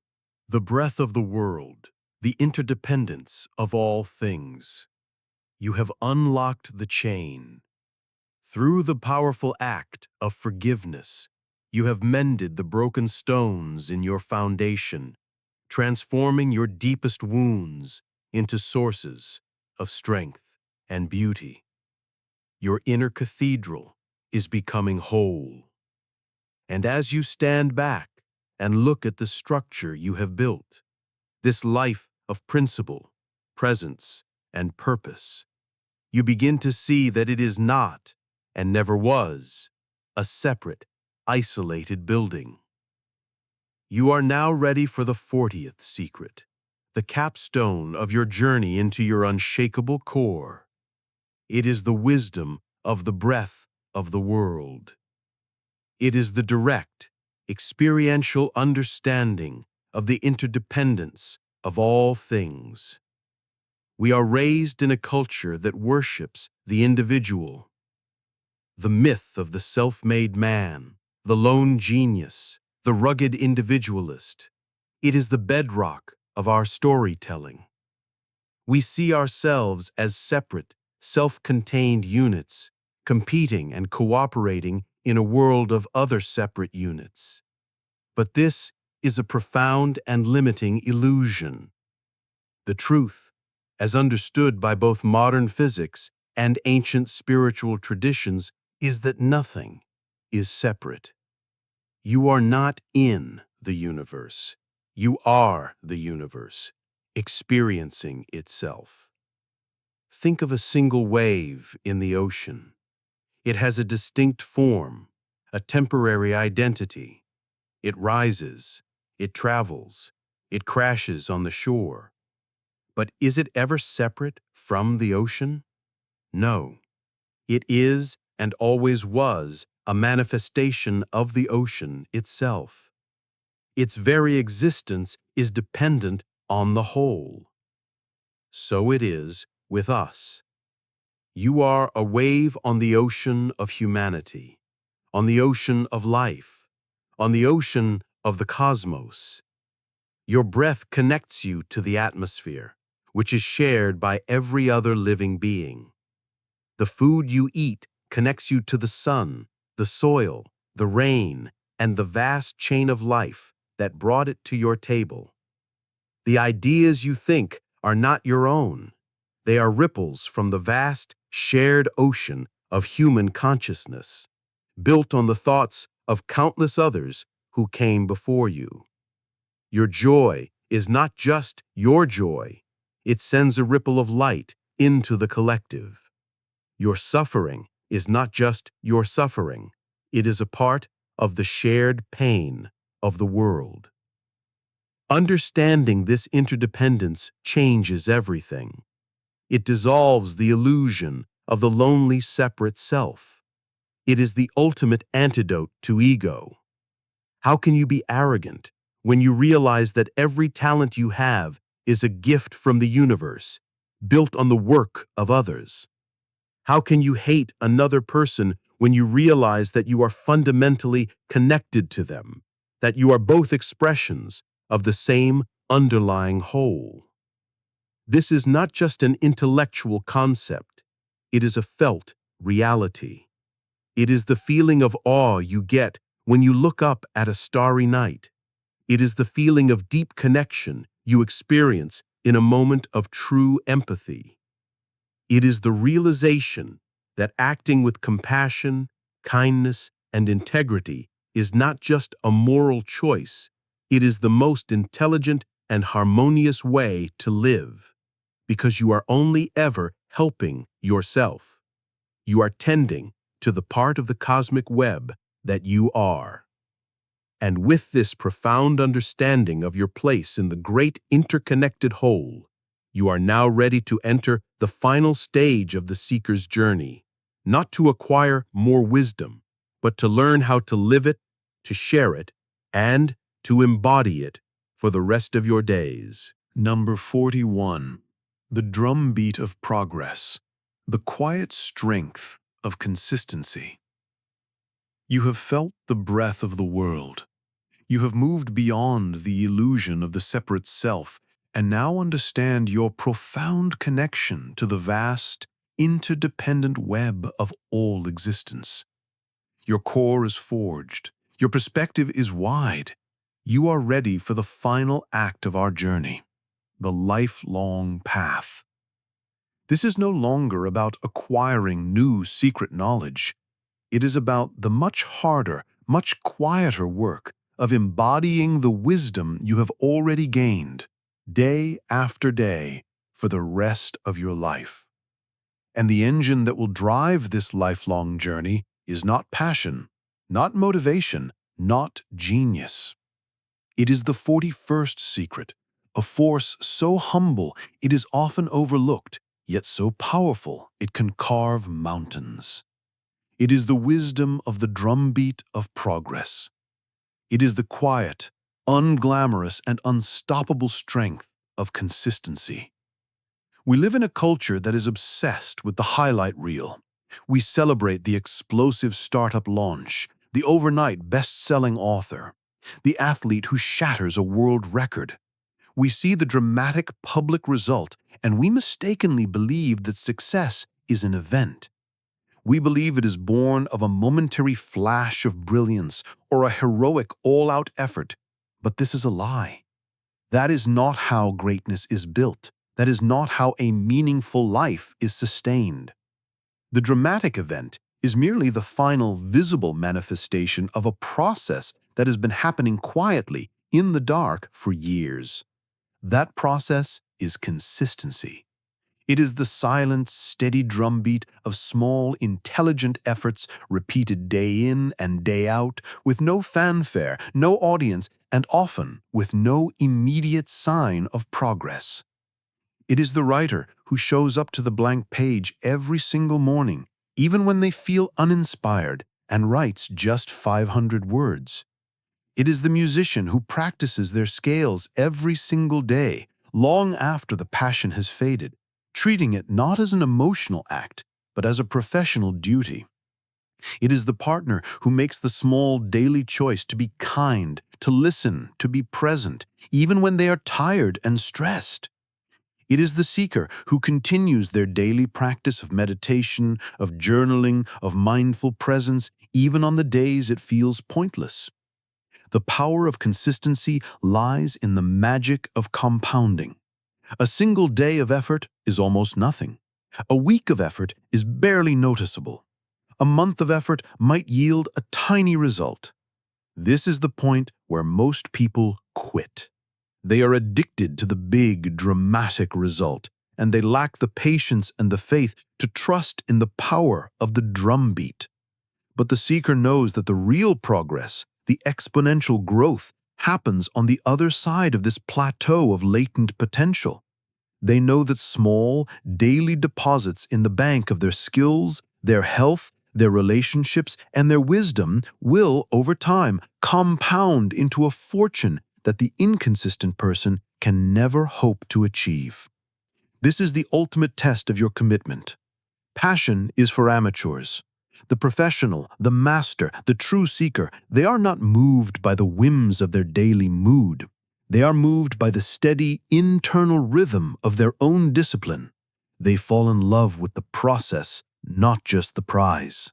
They learn to find a deep, quiet satisfaction in the simple act of showing up and laying another brick, tapping another stone, playing another note on the drum. This steady drumbeat is what carries you forward. But to what end? As you connect more deeply with the world, you realize your path is not just about your own growth. To truly walk the lifelong path, you must learn to use this consistency to build a bridge out of your own mind and into the heart of another. Number 42. The Bridge of Minds. Why empathy requires imagination. The steady drumbeat of consistency is now the rhythm of your life. You are no longer dependent on fleeting moods or inspiration. You are powered by the quiet strength of your own discipline. You are laying the bricks of your legacy day by day. But a cathedral built only for oneself is just a beautiful prison. The lifelong path inevitably leads you outward toward a deeper, more meaningful connection with others. And to build that connection, you need a very special tool. The 40-second secret is the blueprint for this tool. It is the wisdom of the bridge of minds. It is the understanding that true empathy is not a feeling. It is an act of profound and disciplined imagination. We often think of empathy as a kind of emotional resonance, a sympathetic feeling of, I feel your pain. This is a part of it, but it is a very limited and passive form. It is often just a projection of our own experiences onto someone else. We think we understand, but we are really just seeing a reflection of ourselves. True, deep empathy is a much more rigorous and creative act. It is the conscious decision to try and build a bridge out of your own mind and into the completely alien and unique reality of another person's mind. It requires you to set aside your own assumptions, your own experiences, your own certainties, and to use the full power of your imagination to try and answer one of the hardest questions there is. What must it actually be like to be you? What must it be like to see the world through your eyes, with your history, your fears, your hopes, your beliefs? This is an act of incredible intellectual and emotional effort. It requires you to listen with the deepest form of attention, not just to the words being said, but to the life being lived behind those words. It requires you to use the data you gather through listening and observation and then to use your imagination to construct a model of that person's inner world. You will never get it perfectly right, but the sincere and humble attempt to do so is one of the most powerful and healing gifts you can give another human being. It is the foundation of all true trust, all true intimacy, and all effective communication. When you practice this, you move beyond simple pity or sympathy. You might not agree with the person's conclusions, but you can, for a moment, understand how they arrived at them. This ability to build a bridge of minds is what allows a parent to connect with a teenager, a leader to inspire a team, a doctor to truly heal a patient. It allows you to dissolve conflict, to foster collaboration, and to see the shared humanity beneath the surface-level disagreements. This act of imagination is not just for understanding others. It has another, even more magical purpose. As you get older, the world can begin to feel stale, predictable, and drained of its magic. The next secret is about how to use this same imaginative power to keep the world eternally new, vibrant, and alive. Number 43. The Second Sight. The Power of Wonder in Adulthood. By building the bridge of minds, you have learned to use your imagination to enter the worlds of others, creating deep and meaningful connections. You have seen that empathy is not just a feeling, but a creative act. But the faculty of imagination has another, equally vital purpose on the lifelong path. As we age, a subtle and tragic process often occurs. The world, which was once a place of dazzling mystery and infinite possibility, begins to shrink. We develop patterns, routines, and fixed categories for everything. We've seen it all before. A tree is just a tree. A rainy day is just an inconvenience. The face of a stranger is just background noise. The magic fades, replaced by a dull, jaded familiarity. The 43rd secret is the antidote to this spiritual death. It is the cultivation of the second sight. It is the conscious and deliberate rediscovery of the power of wonder in adulthood. Wonder is the natural state of the child. A child's mind is not yet burdened with labels and categories. Everything is new, strange, and fascinating. A puddle is not just a puddle. It is a miniature ocean, a portal to another world. This sense of wonder is not ignorance. It is a form of direct perception, a way of experiencing the world without the thick, dulling filter of preconceived notions. As adults, we must consciously choose to reactivate this faculty.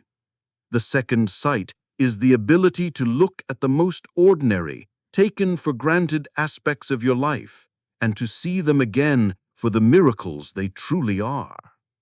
It is the practice of looking at your own hand and contemplating the billions of years of cosmic and biological evolution that had to exist for that hand to exist.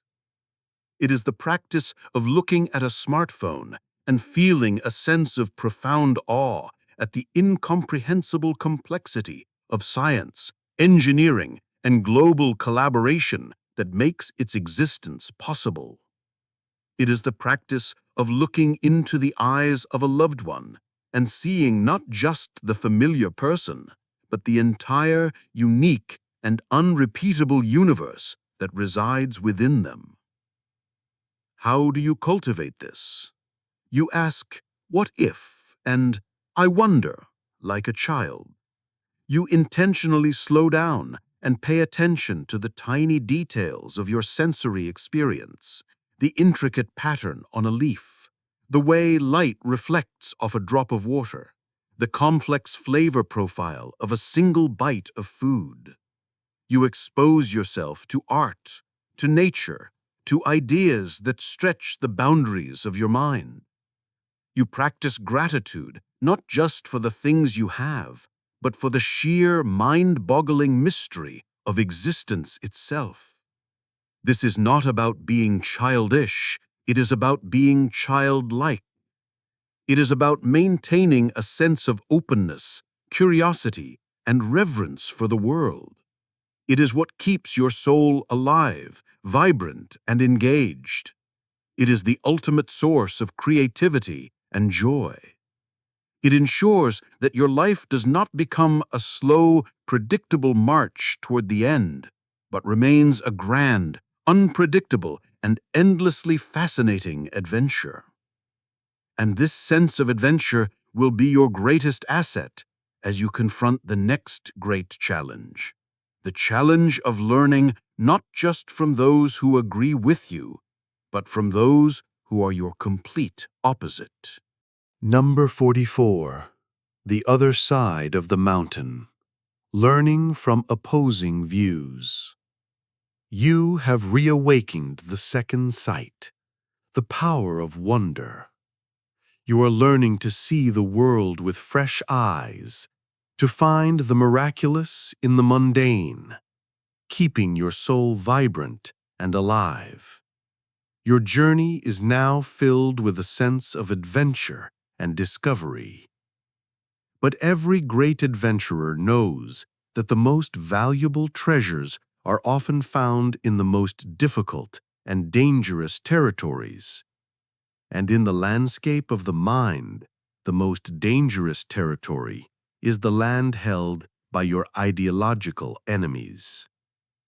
The 44th secret is a test of your intellectual courage. It is the wisdom of climbing to the other side of the mountain. It is the discipline of actively seeking out and learning from opposing views. Our modern world, with its social media algorithms and polarized news sources, is designed to do the exact opposite. It is designed to create comfortable echo chambers where our own beliefs are constantly reinforced and where opposing views are presented as monstrous, idiotic, or evil. We are encouraged to see people who disagree with us not as fellow human beings with different perspectives, but as caricatures, as the other side. This is a trap that keeps us small-minded, arrogant, and ignorant. The seeker, in their relentless pursuit of truth, understands that their own perspective is inherently limited. Imagine your worldview is like standing on a mountain. The view is beautiful, and from your vantage point, the truth seems obvious. But you can only see one side of the landscape. The person on the mountain opposite yours has a completely different view, and from their vantage point, their truth seems just as obvious. To be a true seeker of wisdom, you cannot be content with just your own view. You must have the courage to metaphorically climb down from your mountain, cross the valley of discomfort, and climb to the top of the other person's mountain. Your goal is not to move there. Your goal is not even to agree with their view. Your goal is simply to see the world for a moment as they see it. This is one of the most difficult exercises in the world. It requires you to temporarily suspend your own ego and your own deeply held beliefs. It requires you to listen with genuine curiosity to arguments that may feel offensive or absurd to you. It requires you to read the books and watch the media of those you disagree with, not with the aim of finding flaws, but with the sincere aim of understanding their perspective from the inside out. Why do these intelligent, well-meaning people believe this is one of the most powerful questions you can ask. This practice does two things. First, it humanizes the other person. You can no longer see them as a monstrous caricature when you have stood in their shoes. Second, it strengthens your own position. By engaging with the strongest arguments of the other side, you are forced to find the weaknesses in your own. You either refine and improve your own view, making it more resilient, or, in an act of supreme intellectual integrity, you realize that their view has more merit, and you change your mind. This practice is the ultimate antidote to the tribalism and dogmatism that plagues our world. It is the mark of a truly free and sovereign mind. And it is this very process of wrestling with difficult and opposing ideas that forges the final unbreakable component of your character. Number 45. The Sculptor's Chisel. How Responsibility Shapes Character. You have dared to climb the other side of the mountain. You have had the intellectual courage to engage with views that oppose your own, not to fight them, but to understand them. This process has made your own beliefs more refined, more resilient, and more compassionate. It has expanded your world. But knowledge and understanding, no matter how profound, are not enough. The lifelong path is not a passive journey of observation, it is an active journey of creation. And the final material you must learn to work with is the raw, unformed block of your own potential. The 45th secret is the ultimate tool for this work. It is the wisdom of the sculptor's chisel. It is the understanding that it is the voluntary acceptance of responsibility that shapes a human being from a raw block of potential into a character of strength and beauty. In our modern culture, we often see responsibility as a burden. It is something to be avoided, a weight that restricts our freedom. We want the rights without the responsibilities, the rewards without the effort. We want to remain as uncarved blocks, full of potential, but never taking on a definite, strong form. But a block of marble, no matter how pure, is not a sculpture. The potential is there, but it is unrealized. It is the sculptor's chisel, the forceful, intentional, and often painful act of chipping away the excess stone that reveals the beautiful form hidden within. Responsibility is that chisel. Every time you voluntarily take on a significant responsibility to a person, to a project, to a cause, to a principle, you are picking up the sculptor's chisel and carving your own character. To decide to be a truly responsible parent is to allow the needs of your child to chip away at your own selfishness and impatience. To take on a difficult project at work and see it through to completion is to allow the demands of the task to carve away your procrastination and your fear of failure. To commit yourself to a cause larger than yourself is to let that cause carve away your apathy and your cynicism. This is not a process of losing yourself, it is the process of finding yourself. It is in the act of meeting these responsibilities, of struggling with them, of sometimes failing and trying again, that your virtues are forged. You don't become courageous by reading about courage. You become courageous by taking on a responsibility that frightens you. You don't become disciplined by wishing for it. You become disciplined by taking on a responsibility that demands consistency. We do not find our character, we build it. We build it through the promises we keep and the responsibilities we choose to bear. Look at the people you admire most in this world. you will find that they are not the people who have avoided responsibility.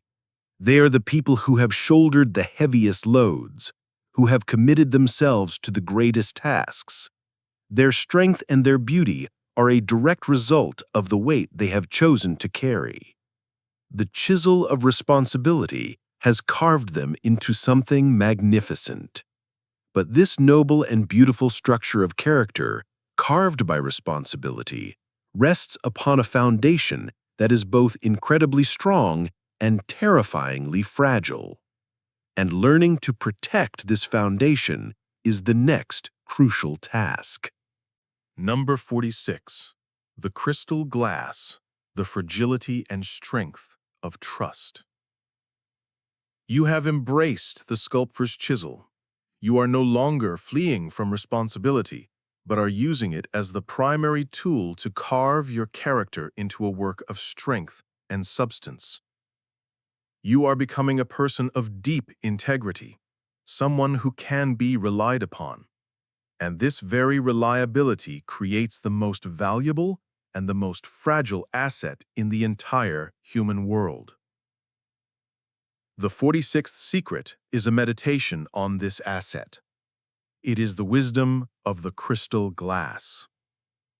It is the profound understanding of the dual nature of trust, its immense strength, and its terrifying fragility.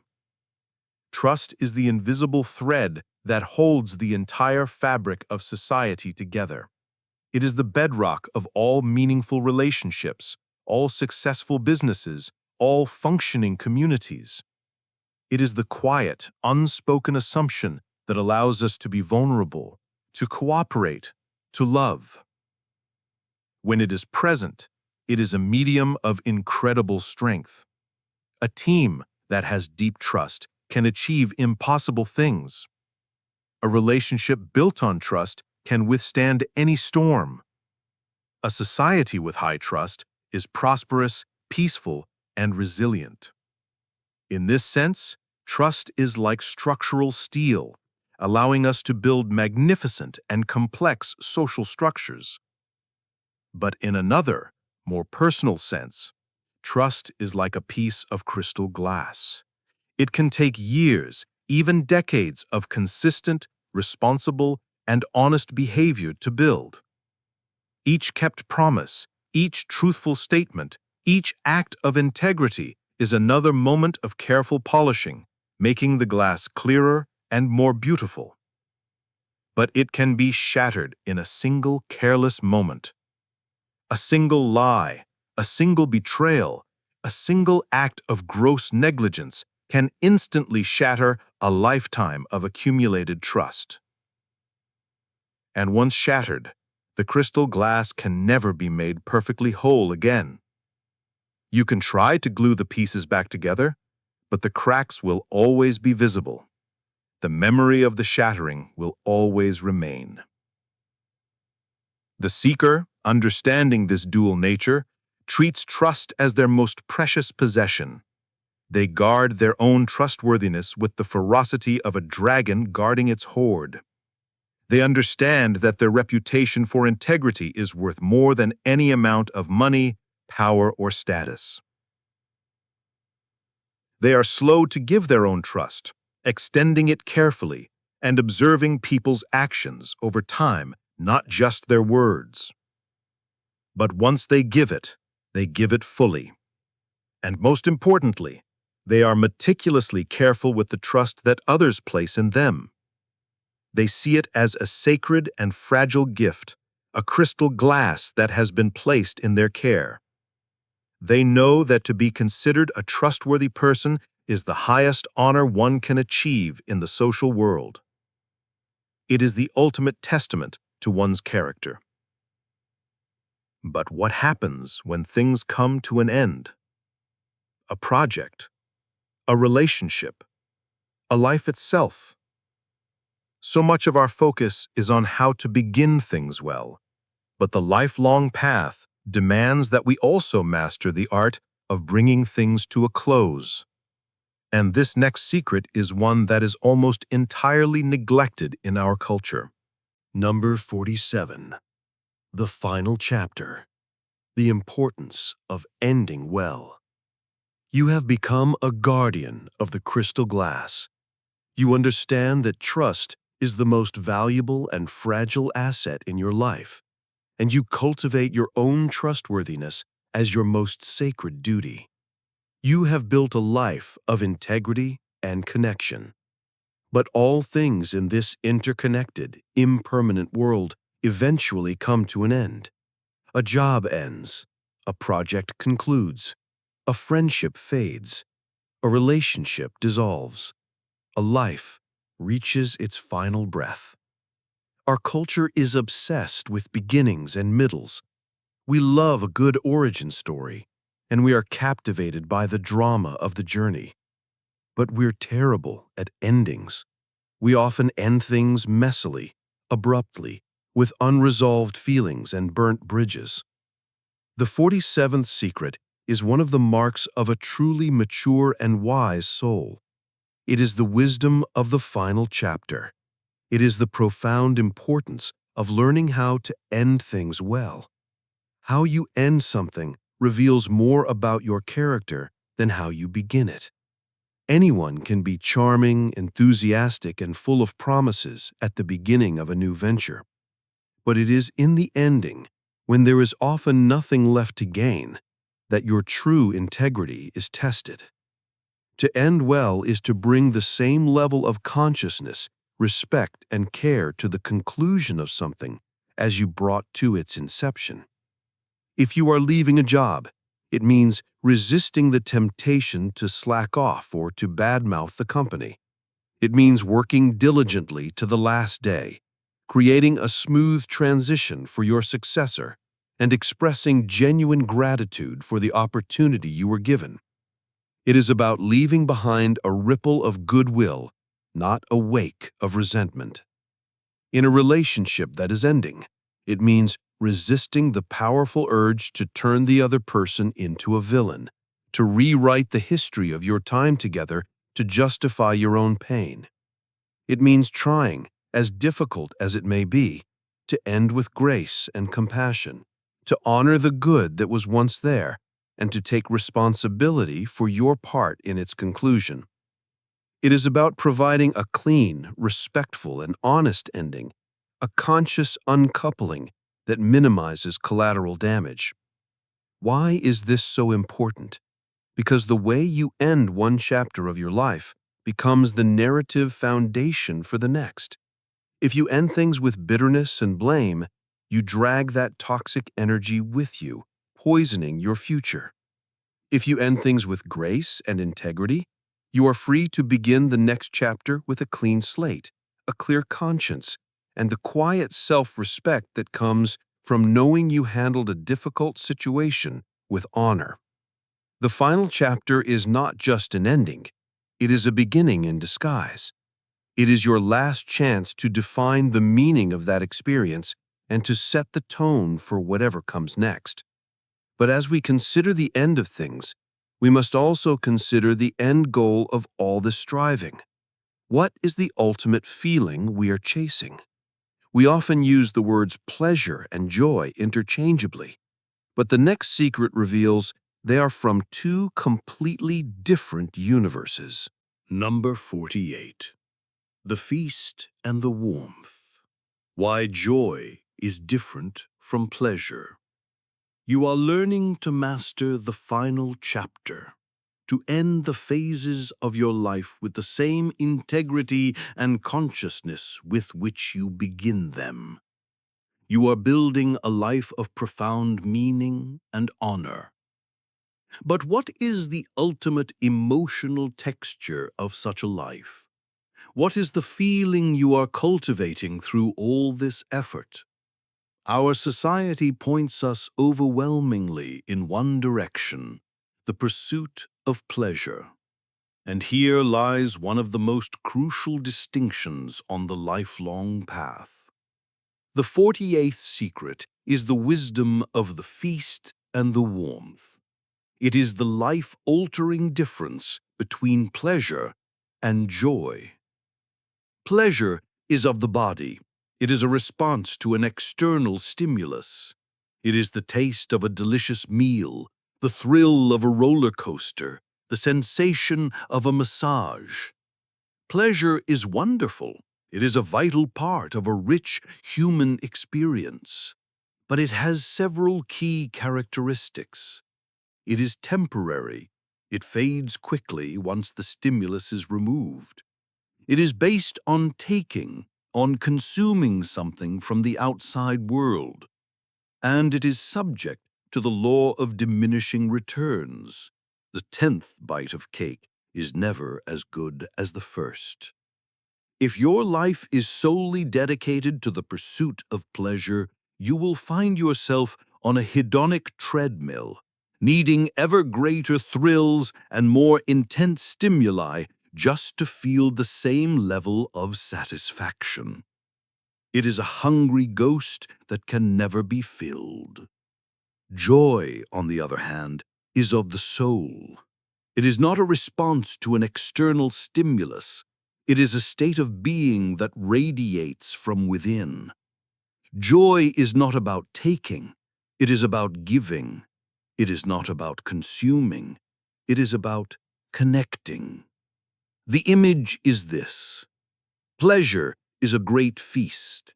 It is exciting, intense, and satisfying for a short time. But joy is the feeling of a deep, radiant warmth from a fire you have built inside yourself. It is the feeling you get after having struggled through a difficult challenge and succeeded. It is the feeling of deep connection with a loved one, a feeling of being truly seen and understood. It is the feeling of being perfectly aligned with your purpose, of using your gifts in service of something larger than yourself. Joy is not loud. It is a quiet, steady, and lasting warmth. It is not dependent on external circumstances. You can feel joy even in the midst of hardship because it comes from your inner state of alignment and integrity, not from the world outside. The pursuit of pleasure leads to a life of frantic, anxious seeking. The cultivation of joy leads to a life of deep, abiding peace and fulfillment. The seeker does not renounce pleasure. They enjoy the feasts of life when they come, but they do not make the feast the goal of their life. Their goal is to tend to the inner fire, to build that radiant warmth of joy through acts of purpose, connection, courage, and love. This inner fire is what will keep you warm through the long winter nights of life. And it is this fire that illumines the final and most important lesson of all, a lesson that is itself the entire path. Number 49. The Unfinished Book. The Lesson That Never Ends. Keep learning. You have learned to distinguish the fleeting feast of pleasure from the radiant warmth of joy. You are tending your inner fire, cultivating a life of deep and lasting fulfillment. You have journeyed from the inner world to the outer, from the social realm to the depths of your own core, and now on to the lifelong path. You have gathered 48 powerful secrets, and it is here, at the very precipice of mastery, that you must learn the most important lesson of all, the secret that keeps the entire journey in motion. The 49th secret is the wisdom of the unfinished book. It is the understanding that the ultimate lesson, the one that contains all the others, is simply this: never, ever stop learning. Your life is an unfinished book. Each day you write a new page. The great tragedy that befalls so many people is that at some point they decide their book is finished.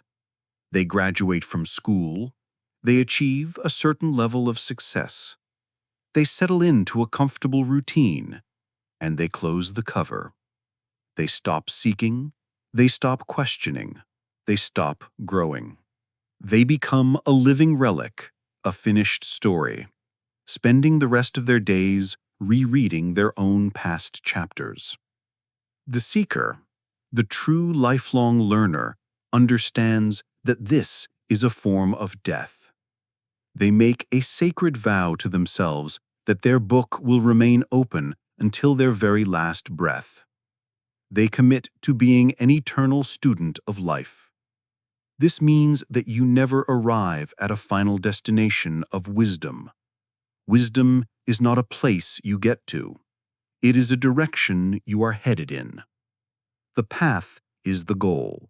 The process is the prize. To live this way means you must actively fight against the intellectual laziness and arrogance that can come with age and experience. It means you must retain the beginner's mind you cultivated earlier, the humility of the empty cup as a permanent state of being. You must constantly be seeking out new knowledge, new skills, new experiences, new perspectives. You read books on subjects you know nothing about. You travel to places that challenge your assumptions.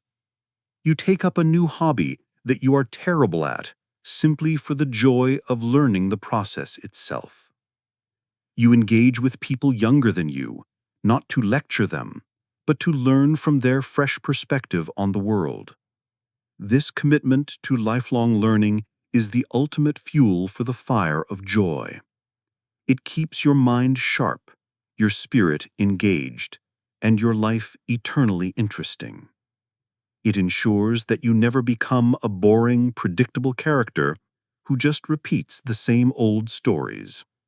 You are always evolving, always becoming, always adding new, unexpected chapters to your unfinished book. This is the secret to a life that never grows old. And as you live this life, as you continue to write your pages day after day, you will eventually be faced with the final, ultimate question. After all this seeking, all this learning, all this becoming, what was the point? What is the final measure of a life well lived? Number 50. The Seeker's Return, the true measure of a life. You hold the secret of the unfinished book. You have made the sacred vow of the lifelong learner. You are no longer seeking a final destination, but are deeply in love with the eternal journey of becoming. And so, we arrive at the final secret, the 50th truth, which is not a new instruction, but a final, clarifying reflection that brings our entire journey full circle. After all this seeking, after all this inner work, after all this striving for wisdom, what is the ultimate measure of a life? What is the final exam? The seeker's journey begins with a turn inward, a quest for self-knowledge, for peace, for an unshakable core. But if it ends there, it is incomplete. The 50th secret is the wisdom of the seeker's return. It is the understanding that the true measure of your life, the final testament to your wisdom, is not found in the peace of your own meditation or the depth of your own understanding. It is found in the positive impact you have had on the lives of others. The journey follows a great mythic cycle. You must first retreat from the world to find yourself. You must go into the wilderness of your own soul. You must fight your own dragons. You must discover your own treasure. This is the essential work we have been exploring. But you cannot stay in the wilderness. The final stage of the hero's journey is always the return. You must come back to the village. And you must bring your treasure back with you, not to boast about it, but to share it for the benefit of all. Your treasure is your wisdom, your compassion, your strength, your unique gifts. The measure of your life is not what you have gathered, but what you have given away. It is not how well you have insulated yourself from the world's suffering, but how effectively you have used your strength to alleviate it. It is found in the quality of your relationships. Did you make the people around you feel seen, loved, and inspired? Did you leave them better than you found them? It is found in the quality of your work. Did you create something of value, something that helped someone, something that added a drop of beauty or truth or excellence to the world?